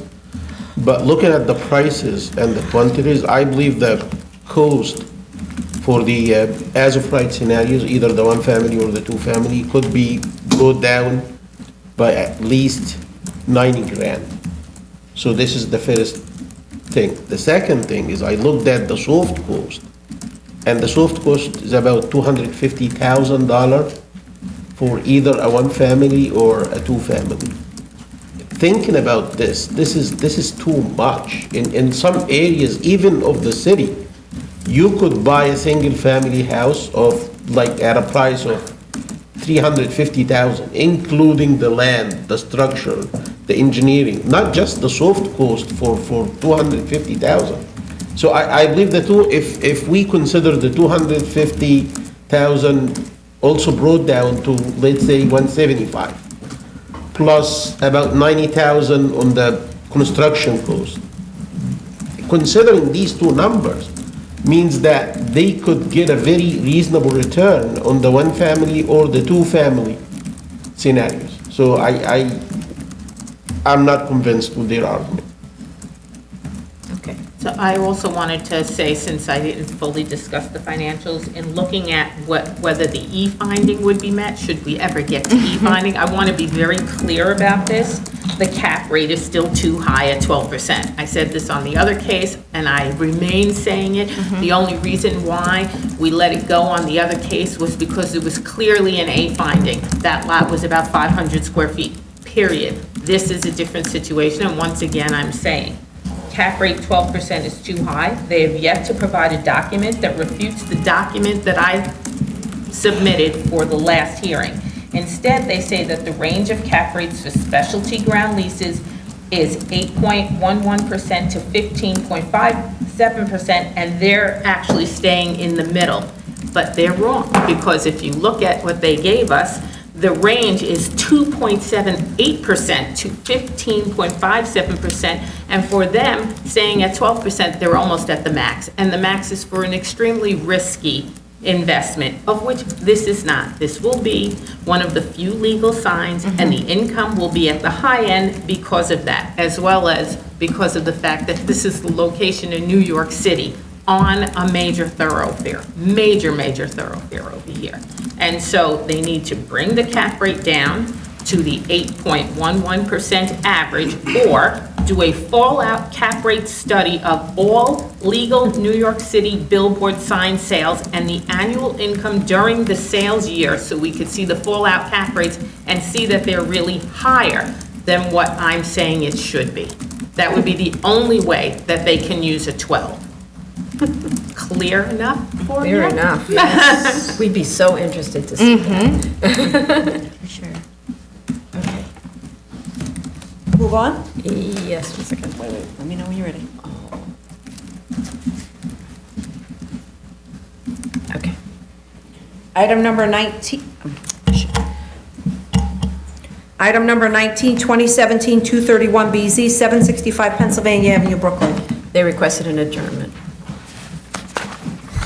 Item number 20, 2017-243BZ, 2916 Francis Lewis Boulevard, Queens. Also an adjournment requested.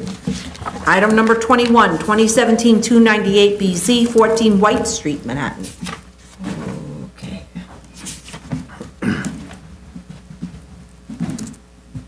Okay, sorry.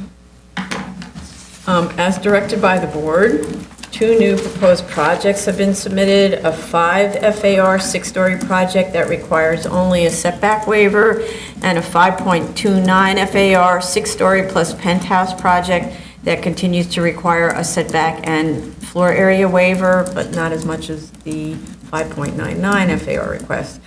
The only difference between the 5.0 and the 5.29 version is this, I think, is the 679 square foot penthouse that consists of sitting rooms with access to the private roof terrace. Both versions have an elevator lobby, stair lobby, allowing access to a common roof terrace, some of which I think is actually needs to be treated as floor area and hasn't been. The 5.29 FAR project shows floor area deductions at that floor of 415 square foot while the 5.0 projects has deductions of 512 square foot, so those aren't consistent. So I'm not really sure if I'm missing why they're different, but that needs to be included if they miss something. They should also explain the differences in zoning floor area on each floor between the 5.0 and the 5.29 projects, because there is actually a difference at each floor, and I don't see a difference in the floor plans. I'll defer to Commissioner Otley Brown and Commissioner Sheta on the A and B findings that are much more technical. I do have a question about the soft costs that were provided in August. They include controlled inspections and other fees in the permits, testing, surveys line item, and I'd like to know whether those costs are the same as the cost described in the MTA monitoring for the site-specific hardship list that's included. Yeah, I just like to know whether that's a double dip of the same monitoring cost. So I give it over. We also, and I just want to add, we still have open environmental and fire department issues. Oh, no, we got a fire department letter. Well, we got a fire department letter, but we need an updated Phase 1, and we have an open parks department and open waterfront consistency review, where they received comments on April 9th that they need to respond to. Okay. On with the next. Commissioner Sheta. Okay, thank you. So I'm gonna talk about the cost, and I'm gonna clarify about some cost items that I didn't buy. I'm not accepting them. And I will start with the vibration monitoring, with the vibration isolation thing. Last hearing, I made it clear that the vibration isolation shouldn't be included. However, this submission, the applicant submitted another letter from the vibration consultancy, Rami, claiming that based on the measurements they did on site, where they measured 84 to 85 VDB vibration level, they claim that about 7 or so VDBs will be dissipated because of the structural impedance, and then the portion that's going to be transmitted to the building will be the rest, which is higher than the FTA tolerated limit, and that's how they got to a conclusion that a vibration isolation should be provided. As explained last hearing, the 85 VDB level that was measured on site, we call this the free field vibration level. That was measured at the ground surface by inserting a piece of rebar into ground, and consequently, this doesn't represent the amount of vibrations going to a building.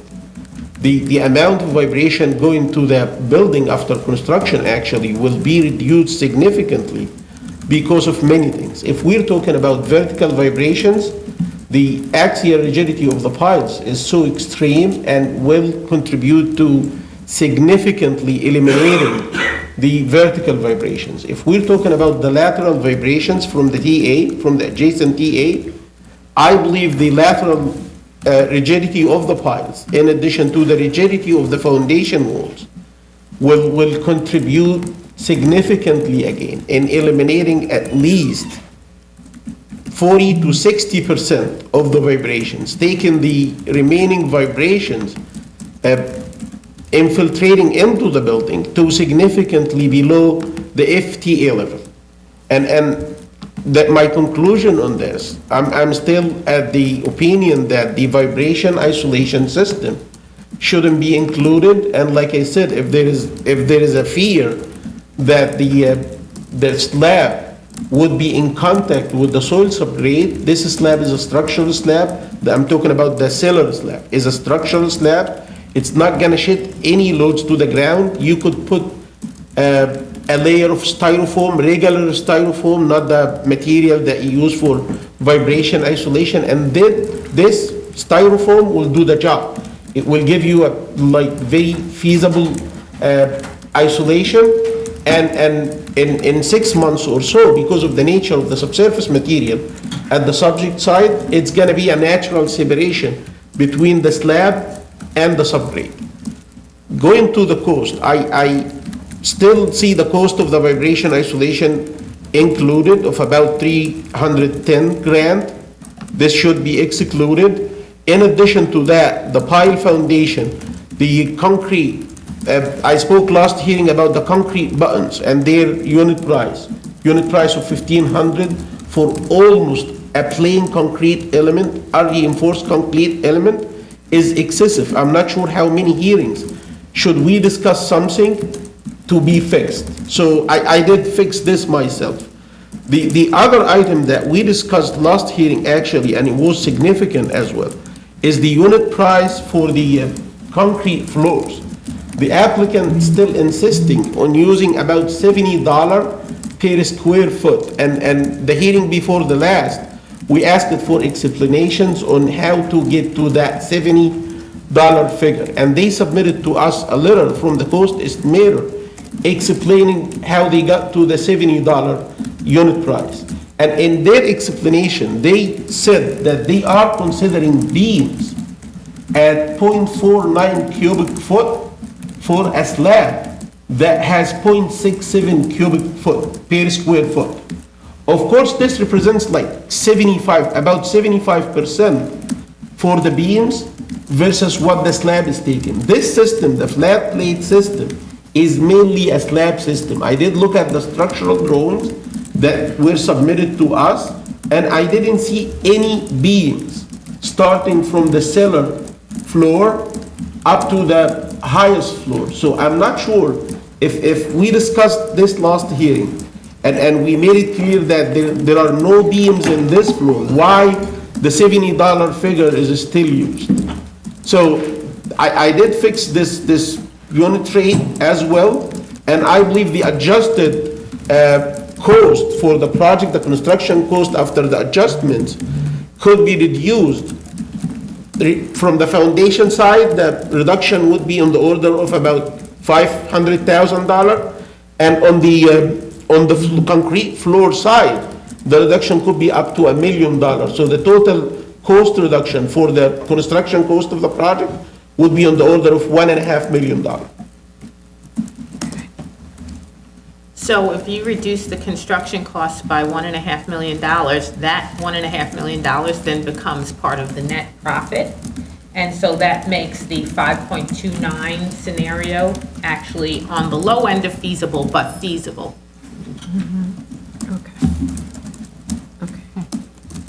And I just want to mention that I didn't consider like any duplication in the engineering cost, that comment that the chair mentioned at the beginning. I assumed that the cost that was implemented in the foundation cost for the engineering stuff are not duplicate in the soft cost equation. Right, we're having to Yes. assume it, we don't Yes. know. Right, okay. All right then, so that means, it sounds like we're on the 5.29 project, which at the last hearing, we said there was no way we could justify a 5.99 project. We told them to go to a 5.0 or make an argument for a little bit more. So I think they've made the argument for a little bit more. I was persuaded by the 5.29. Yeah, okay. Yeah, and certainly after Commissioner Shetta uncovered these other discrepancies, a 5.99 is an overshoot by far. Right, okay. So, but we do have a lot of environmental issues Still open, so, Will they have to change the submissions for environmental review Yes. since the kind of the envelope of the building has changed? yes. But in addition, they have hazmats, so Well, that's they not have so the much. hazmat, Yeah. and that's just the That- remediation of okay. the site, so those have to do with the envelope. Right. So- I mean, sometimes, so they're required to update their phase one. I think we got a note that says they were sending someone out today to do additional testing or something like that, but, so I don't know whether Like they're, investigation of that. yeah, so I don't know whether this is one of those things where they could finish it off with the phase one, or it might be a restrictive deck kind of thing that they I might mean, an discuss. e-designation? Yeah, and We don't any do restricted. designation? First, Yeah. phase one would be reviewed, and then they can request the E-designation. Got it. I've never seen someone request the Oh, E-designation right. this early. Correct. But Yes. I can look and see if that's possible. Well, let's just see, because it's really DEP's DEP, call, yeah. so, but they haven't even done the phase two, if they're just Phase working on a one. phase one. Phase one. E would be- Oh, sorry, yeah, okay, right, Okay. okay. Oh, okay. Item number Oh, 20. and I just want to add, sorry, that they need to add to the drawings the notes, and there may be additional notes, but this is just to remark on the notes that we've already received. Notes onto the plans related to air quality and noise, which says electrical HVAC units are to be used for heating and hot water, and the proposed building needs to install windows with sound attenuation of 35 dBA, and then there were a number of, there was a request by the fire department. It says, if the board grants the variance for the reduction of parking, the department respectful, no, sorry. What is it, costing analysis for, no, okay, sorry. No longer applicable. Okay. Oh, but actually, it's not about the reduction of parking, it's actually about the automated parking system. Okay. So they want that the plans for the automated parking system be filed and approved with fire department and DOB OTCR, I don't know what it stands for, prior to the start of construction. Okay. But that's not a no, right? That's a condition? That would be, I think they should put it on the plans to that effect, because that alerts DOB that fire department needs to review the parking system. Okay. Okay. Okay. Item number 22, 2018-96BZ, 145 Ludlow Street, Manhattan. Okay, we had at the last hearing complaints from a neighbor about music, weight drops, and vibrations, so unfortunately, this one has similar issues, but the PCE hasn't been opened as long. Applicant states that additional testing was done, and that changes were made, and that as of the submission on May 2nd, additional acoustical isolation measures were being installed. The applicant should report to us on the progress and the result at the hearing. Prior to the testing, the fourth floor residents submitted a noise log to the gym to aid in setting up the testing parameters and allow access to the apartment. We have one new letter in support from a tenant on the fourth floor, but I think it's the third floor tenants who are affected, second and third. I don't believe we've received anything from the occupant of the third floor who testified at the last hearing that there was noise and vibration. So, all of that to come. Anybody else? Is there any way to reach out to the third floor tenant? I'm sure we could send them an email, but they know he attended the hearing, so knows when the continued hearing date is.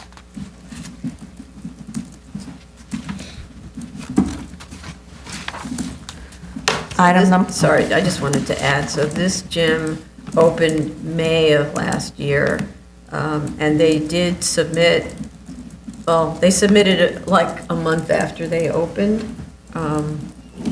So it's not like it's been going on for years, but it has been going on for a year. Right. Okay.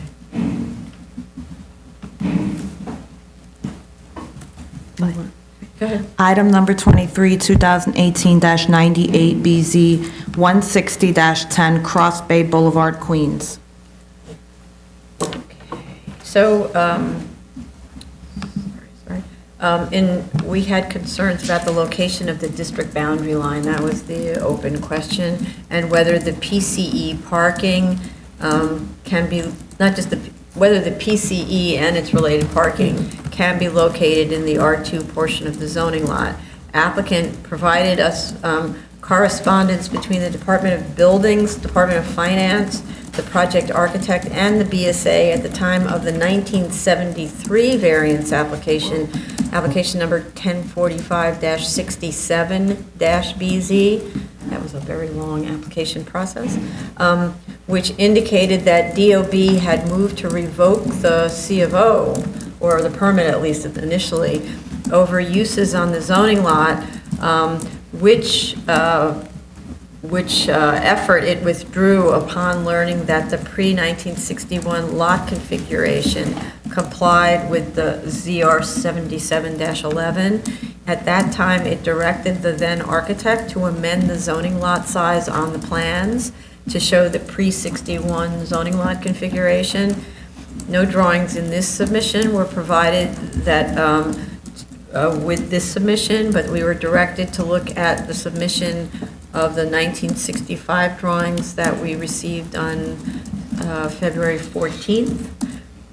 So just to kind of sum up, if I understand this correctly, the DOB agreed the building as constructed was permitted to cross the district boundary line by the amount shown on those plans pursuant to section 7711, although the DOB letter instructs the architect to amend the zoning lot to comply with the pre-61 lot size, and the drawings that we have, those 65 drawings, don't show that the depth was amended to refer, or at least those drawings don't show the amended depth, but I don't think that that affects us because at least the building was approved.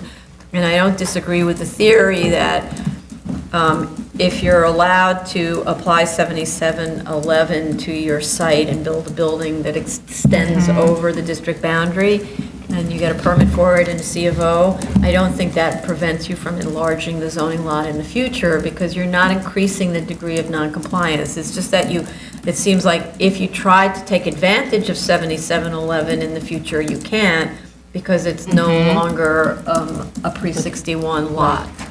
Yes. So, And it's also consistent with the requirements of 7336 that now it's within the zoning district. yes, yeah, because the district boundary was Actually moved. accepted. No, it still extends beyond, but the DOB accepted it to extend beyond. What I was concerned about was somehow the zoning law was much bigger than the 25 feet that it's allowed to extend, right? But that happened later, right? Yes. Okay. Okay. Okay. We're ready. Item number 24, 2018-116 BZ, 1982 Utica Avenue, Brooklyn. Okay.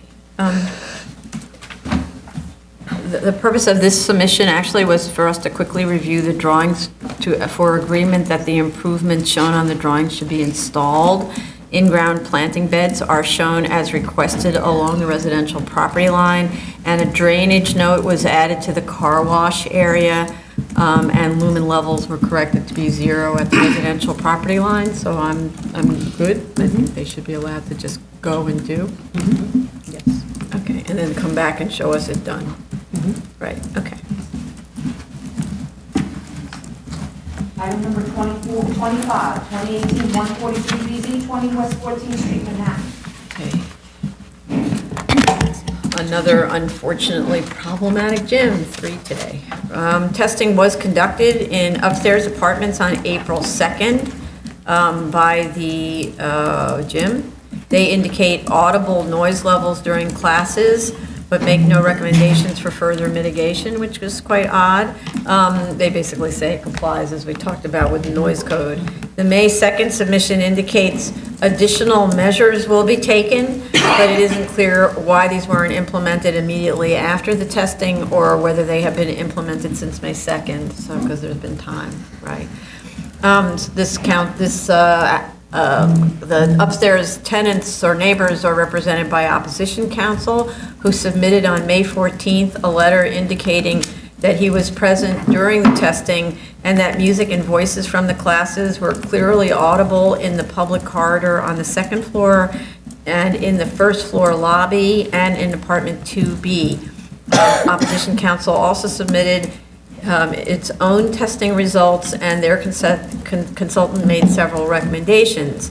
So I asked the PC applicant, what are the proposed forms of mitigation, and how is it proposed to maintain the decibel level below audible, because apparently the instructors can modify the sound levels, and how will instructors' voices be controlled? The gym has been open since January, so this has not has not been going on for that long. So, and they have apparently made efforts to mitigate, although inadequate. This is the second hearing, so I want to kind of distinguish this from that other case where we're just beginning this review process. Mitigation really has to be completed by the next hearing, and the two parties must agree on how that will be done. So we've had this in another case where there was kind of a battle of the experts. So in this case, one expert saying, nah, it meets the noise code, and we really couldn't hear that much. And another expert saying, actually, we can hear everything, not to mention the litigation, opposition counsel saying that I could hear it without having to use a machine. And in one case where we had two disagreeing consultants, then the requirement was to hire a third consultant to essentially break the tie, and that consultant controls what the operation is, But it seems like both consultants have acknowledged that there's noise. Noise, yes. It's just that one is using the standard of noise code and the other one is using the standard of not being detectable at all. And the recommendations, one of them definitely is consistent, that is removing the speakers that is mounted on the wall Right. and replace it and create a separation. So there is consistency. It's the method of, the technical method, I guess that has not been specifically laid out, and the devil lies in the detail as to how that would address it. That is one question I would like a clarification on, and hope that both of them can agree to the method, the technical method of the mounting. The other one was the lowering the decibel level. Both of them agreed that it has been reduced. One said it has been reduced, one said it can be reduced, but the dBA level was not was not fixed. I think the acoustic log recommended 88 dBA, whereas I think Irma said they did reduce it to 88 dBA. So they will. No, they said they will. okay, they will. Okay. Right, but the other issue is the fact that the sound limiter is not locked. So even if you tell somebody Right. to lower your voice, if the limiter could be raised, that voice is still going to be amplified. So Right. that has to be locked so that nobody in that club can touch Right. it. It could only be manipulated by the sound engineers at a local site that's far right, away. Right. And that was the recommendation of Acoustilog, was to the sound limiter be removed from the site and no adjustment be made remotely to allow for a locked system. Right. And so, Right, but one of the things that this is all bringing up, because now how many gyms are we looking at with this problem, and we know what's going on, it's the instructor who wears a headset, and the headset amplifies the instructor's voice, which is then announced throughout the building in this case, in these kinds of cases, right? And we talked about the idea of eliminating this as an issue entirely by having all of the gym members who are participating in these classes wearing some sort of headphone themselves. I mean, this may be the only way that they're going to ultimately be able to handle these things, because nobody's building a box within a box. You don't hear these problems about spin studios because they learned from lots of shutdowns that they must build like that. And none of these gyms are building the box within a box. They claim they are, but they don't actually know what so that this is like the silent disco. Yeah. I mean, you could still have arguably a little bit of sound for weightlifters, but the problem is the instructor is screaming at you and the voice needs to carry over the music. So maybe that's a model that in residential buildings needs to be changed. I don't know, but, and I also want to restate, which we stated at the prior one, that, at the prior application for a PCE, that the BSA's decision is not based on noise code compliance. It's based on whether it disturbs the neighbors. This is not an as-of-right use. And whatever measures are necessary to eliminate the disturbance to neighbors is required to be done. So they cannot at all rely on testing and lean back on noise code. Okay. Move on? Yeah. Item number 26, 2018-180BZ, 1441G, South Avenue, Staten Island. So at the last hearing on this, which was actually our previous hearing on May 7th, so we allowed it to move really quickly to the next hearing, not really, I don't remember why, I expressed huge concerns about the interface between the entry-exit conditions at this parking garage and its proximity to the school that we had just reviewed and approved a couple of months ago. On Friday at 5 p.m., this past Friday at 5 p.m., we received a submission that essentially refuses to budge on these concerns. The submission insists that the record for the school review thoroughly considered the impacts that the parking garage would have on the school operations. No copies of the pages in the document cited that supposedly make those clear representations were provided to us, and no citations to video clips on the board's hearings that supposedly considered these issues were provided either. I reviewed the EAS and found no mention of the rooftop parking and no mention of the location of the entrance to the garage. If the board knew of the existence of the parking garage, it certainly did not know of or take into consideration the 800 vehicle trips that would be passing every day in front of the school entrance. It was applicant's error for not having pointed that fact out to us while we were reviewing the other concerns. The cover letter from the applicant explains that there is no need for us to worry since there won't be interaction between students and cars because the entrance to the garage is a whole 75 feet away from the entrance to the school. In fact, the garage entrance is immediately adjacent to something that's called the outdoor classroom and nature trail that's shown in the wilderness area and immediately adjacent to the crossings that take a pedestrian or student, importantly, from the front door of the school directly across the road to the wilderness area. Students would also cross these same crossing points to get to the playing fields on Teleport Drive. In addition to this, the loading dock, which was the subject of a protracted discussion and negotiation to protect student safety, is also located nearly opposite the garage entry, such that trucks backing up from the loading dock will clog access or egress from the garage. So I envision cars waiting and students crossing between cars while they wait as the truck backs up. The suggested speed bumps located on the inside of the garage will do nothing to slow down traffic on the roadway heading towards the garage entrances. If the applicant, in my opinion, refuses to cooperate and relocate the entrance exit to the north side of the garage facing corporate, whatever it's called, Corporate Commons 1, then we just have to refer the situation to school safety for their review of the school and adjourn the case until we have some assurance from that agency that the students will be safe. I don't know how else to deal with it, and there's just a straight refusal to work with us here.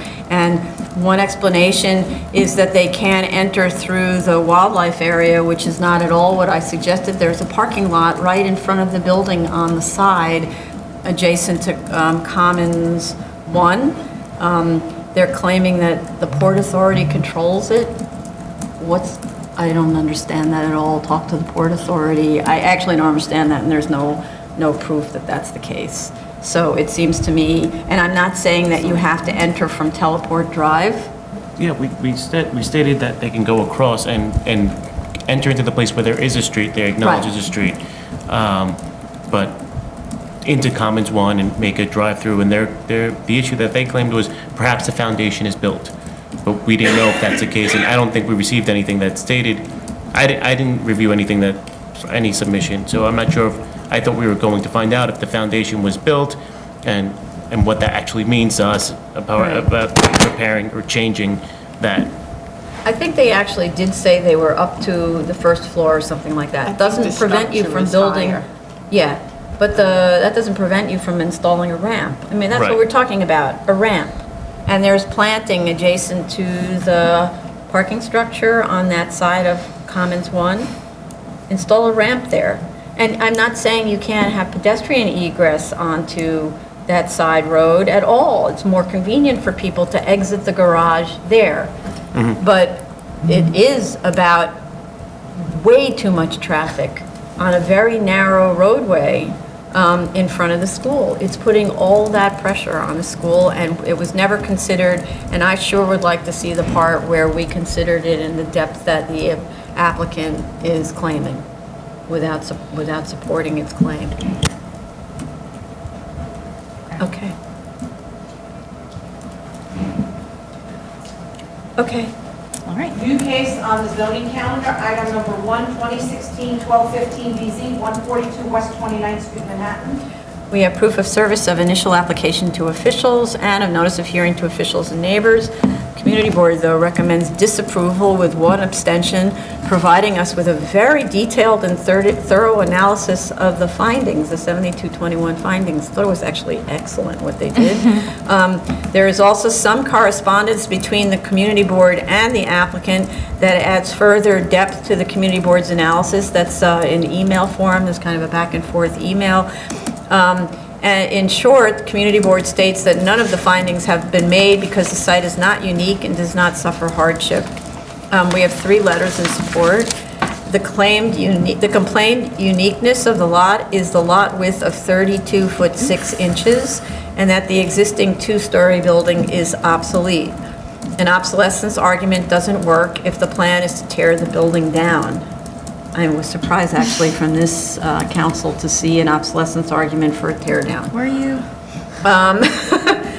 They need to provide a site survey because there is nothing to prove the size of the site. The architect's drawings say verify in field, which means he doesn't know what the size of the site is. Uniqueness study, the uniqueness study only looks at similarly sized lots with 2-story buildings. It assumes that sites with 4 to 6-story buildings are not similarly burdened. The board has recently seen 2 applications, very recently, within like the last couple of months, for tear down of 4-story buildings. So if we add those 28 sites that are listed in the study back into those similarly situated, there are a total of 34 sites within the 1,000-foot radius that suffer the same hardship. So there you go. I just don't see uniqueness. Every one of them needs to come to us then for a variance because they all have buildings that are not built to the full 10 FAR and, you know, don't have residential inside, and that's the only way they're going to be able to make a living.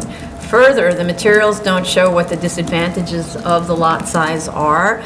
The focus is on an as-of-right hotel development, which use is no longer as of right, and there is no discussion about why an as-of-right office building wouldn't work. This board has recently seen, and I say this all the time, on Bond Street, the abandonment of a residential variance for a 25-foot wide new building in favor of an as-of-right office building. This neighborhood is a prime office district for the design industry. It's actually quite difficult to find spaces for the smallish design businesses. Office rental rates, and this is just from my experience recently with office rentals, office rental rates at $46 a square foot seem very low in that district. The application was filed in early 2016 and received a dismissal warning letter in 2018, so I'm assuming the comps were not updated to reflect the current market. The BSA cases referred to that are located in the neighborhood and relied on for the proposition that you should be granting a variance for residential in this neighborhood are distinguishable in part because the site on, for example, West 26th Street is only 18 feet wide, and the site on West 30th Street is 25 feet wide, so this is significantly wider. And I just want to add one more sentence. If the board were to determine there is an A finding, I would want to see a lesser variance with the setbacks removed for an office building.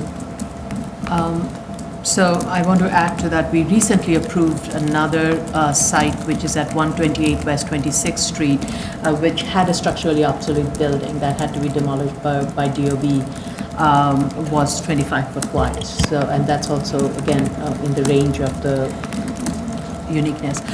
My issue was with the I agree. It doesn't meet the uniqueness. I have two issues. One is the as-of-right commercial analysis, and I would like the applicant to refer to 128 West 26th Street. In that, in doing the commercial building, the applicant had cleverly tried to optimize the floor area by having a full-level cellar and a basement and a first floor, all three floor-to-floor, lot line to lot line building, and this was to maximize the commercial floor area and then provide a commercial. I want the applicant to do an as-of-right commercial where it shows a cellar with a basement and a first floor built to the lot line and then the setback from second floor, because then you get much more deeper commercial floor plate, which can help you in the analysis. Cellar, basement, and first floor. Cellar, basement, and first And floor, first floor, yes. Then my question is, on the upper floors where the floor plates have been narrowed, why is the applicant looking at, given that you still have a 35-foot wide floor plate, why is the applicant dividing it up into two small spaces where one is like barely 200 square feet? And you can make it into one beautiful through lot office Right. space, which can make this a very desirable office space. So Right. I think there were a lot of purposeful misassumptions made in the layout of the plan, Yeah, and I right. think that can improve the value of the commercial space. But I just want to add from that, one of the reasons I didn't comment on that is because they're just measuring the total square footage of the office space. Okay. And so they're not saying we can't rent this little bitty office and we can't rent that little bitty office. They're just saying the entire office area is X multiplied by 45 and that's what we get. Right. So I think the other part of the argument that was of concern to me is the applicant constantly stated, look at the 6th Avenue rezoning that city planning did back in 1995. We all know the 6th Avenue rezoning happened because there were a lot of large vacant empty lots, and unlike the mid-blocks. So the city only focused on the 6th Avenue frontage because you had 100 by 100 foot, these large vacant lots that were underutilized, were used as parking lots and I don't know, often, sometimes you saw the weekend, you Yeah, know. markets. The markets. Yeah, I used to go there. Me too, I love them. So only the 6th Avenue frontage was carved out to allow for development on these vacant parcels. It purposefully kept away from the mid-block, the M district. So this argument absolutely does not help the argument's justification. See how city planning has recognized the change in the land use and it allowed for residential development along the 6th Avenue frontage, and therefore it's creeping in. As a matter of fact, the land use map that the applicant has provided shows that the creeping has not happened. It is very steadily fine. It's not a manufacturing use as one defines it manufacturing, but commercial uses allowed.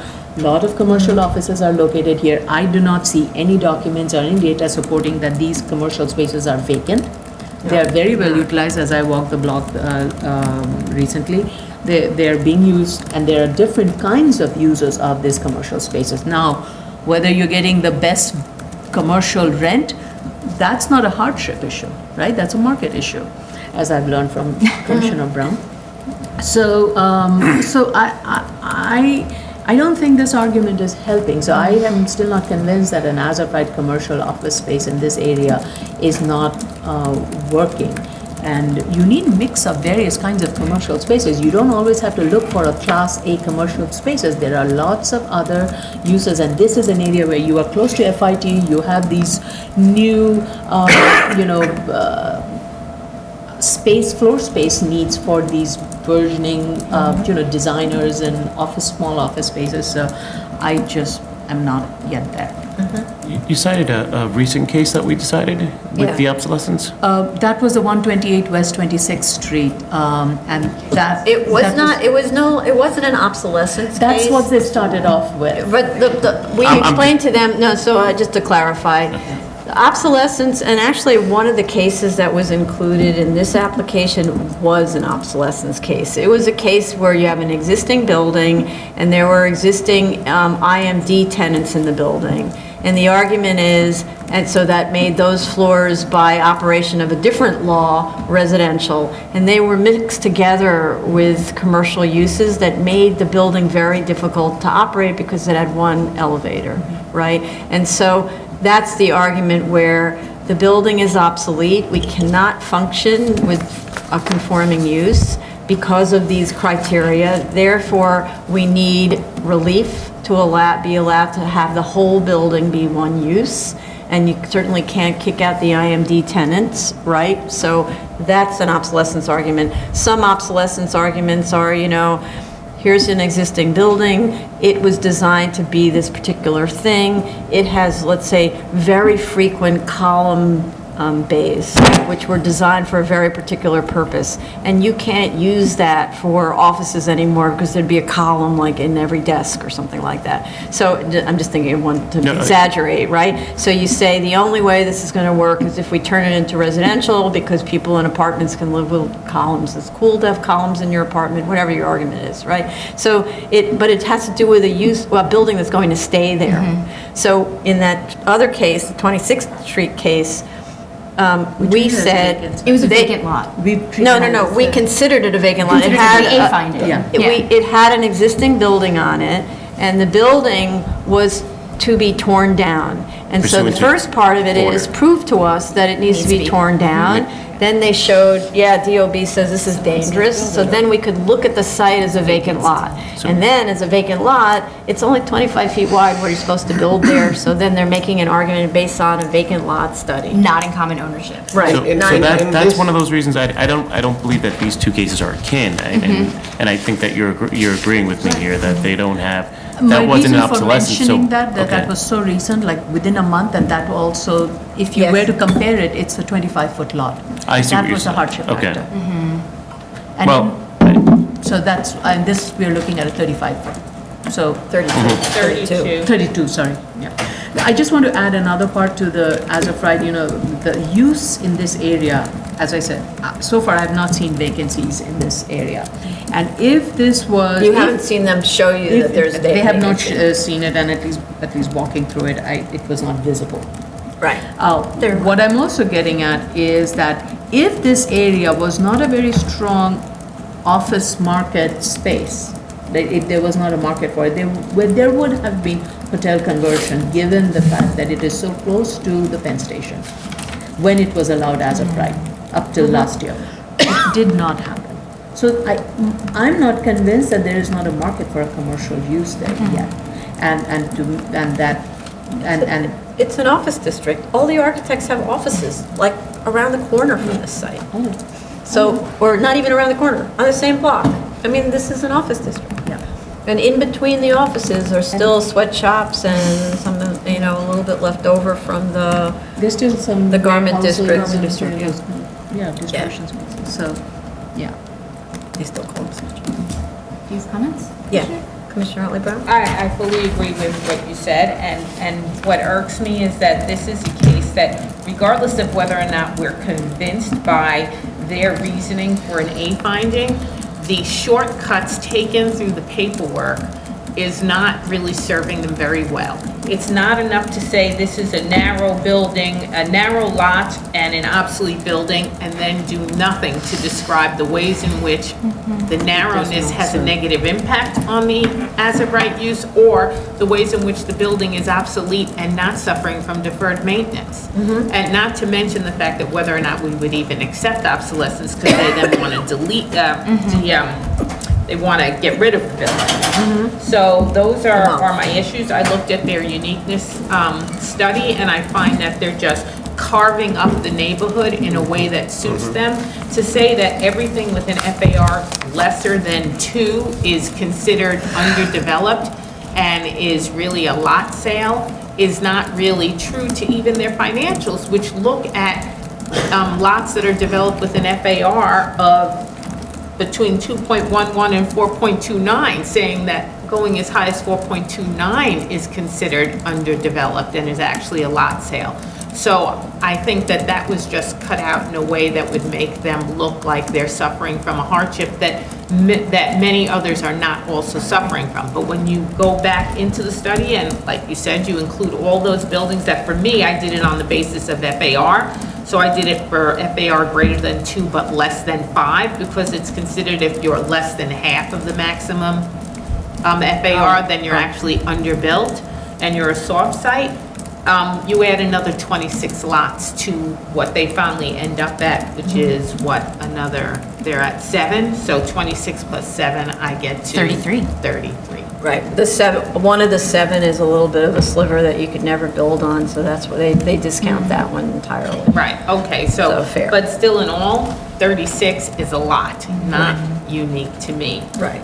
If we somehow get past uniqueness, meaning if they meet the uniqueness finding, I have pages of comments about the B finding. Do you want me to read through them, or do you want me to hold them? Because at this I point, we're would not hold really them. sure, and we don't want to confuse them, because I believe we had another case where I gave my B, and they were like, well, We you can know, just attack the B, yeah. Exactly, we're going to meet the B, but you never met the A, so I think that we Yeah, should I wait till agree. we're all in consensus on that. Right. Anybody else? Yep, I share the same comments with Commissioner Brown regarding the passing the A, then talking about the B.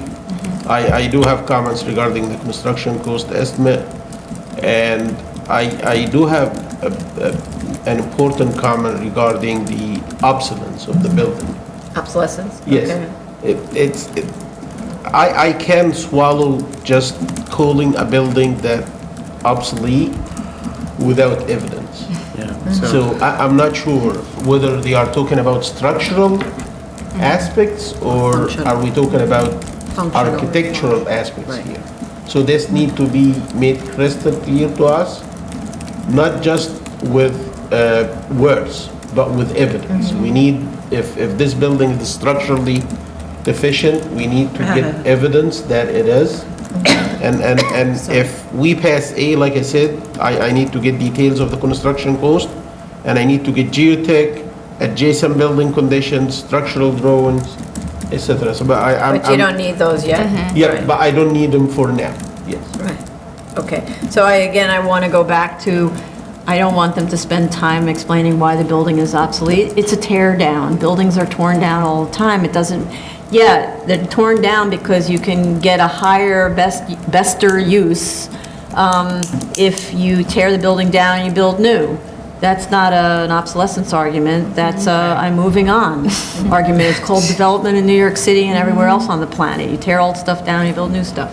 If it's a business decision to knock the building down and build a new building, yes. But if they suffer from a condition similar to the 26th Street, like it was an adjacent construction to them and the building that... Same issue. No, same issue. So with 26th Street, Excuse me. they proved to us that the building has to come down. Yes. And what that did is it made it easier for us to just say, we're going to call this a vacant lot. Yes. But once they decide, for whatever reason, to tear the building down, we're again looking at a vacant lot. But then we have to look at the other buildings and say, what about all the other 2-story and 4-story and 5-story, because it's 5 FAR, so that's really even a 6-story or I don't know what, buildings that are also underdeveloped. We see 20-story buildings torn down. On 43rd Street and Vanderbilt, it was a 40-story building that was torn down. So those are totally business decisions. They didn't claim hardship there on I'm not saying if they 43rd prove Street. to us that the building is structurally defective or something, that makes the finding. What I'm saying, I understand that even if they prove that, they're still far away from proving to us that they have uniqueness. Right, okay. I think you're just like echoing a comment I made about being complete in your arguments, right? Yes, Like, yes. which means you make a statement, back it up. Right. I'd want to further that. I found it to be conclusory. They assumed that, I felt like I needed to assume that this was unique, assume that this was obsolete, and I didn't see that the step further is I didn't see a connection to this unique hardship to what they're proposing. Not that we have to get that far, because I still want to understand how this is unique in this area. Right, And then that's something I think the community board certainly echoed. yes, yeah. I mean, you know, the thing that's kind of sad about the zoning in this area is not use zoning, it's the setback requirements. So unless you have a very wide lot, the setbacks at the upper floor make the floor plates small, right? And so if there were an A finding, not sure there's an A finding, but if there were, my reaction would be, build an office building, and we'd give you a waiver on the setbacks, because by the way, this is, again, you look at the adjoining property on both sides, those buildings don't have setbacks, right? That's a manufacturing district. All the early 20th century buildings were built rising without setback until like the 17th floor. So it's kind of like zoning didn't get with the sort of neighborhood character program. Okay. Yeah, This concludes the public review session for May 20th, 2019. thank you.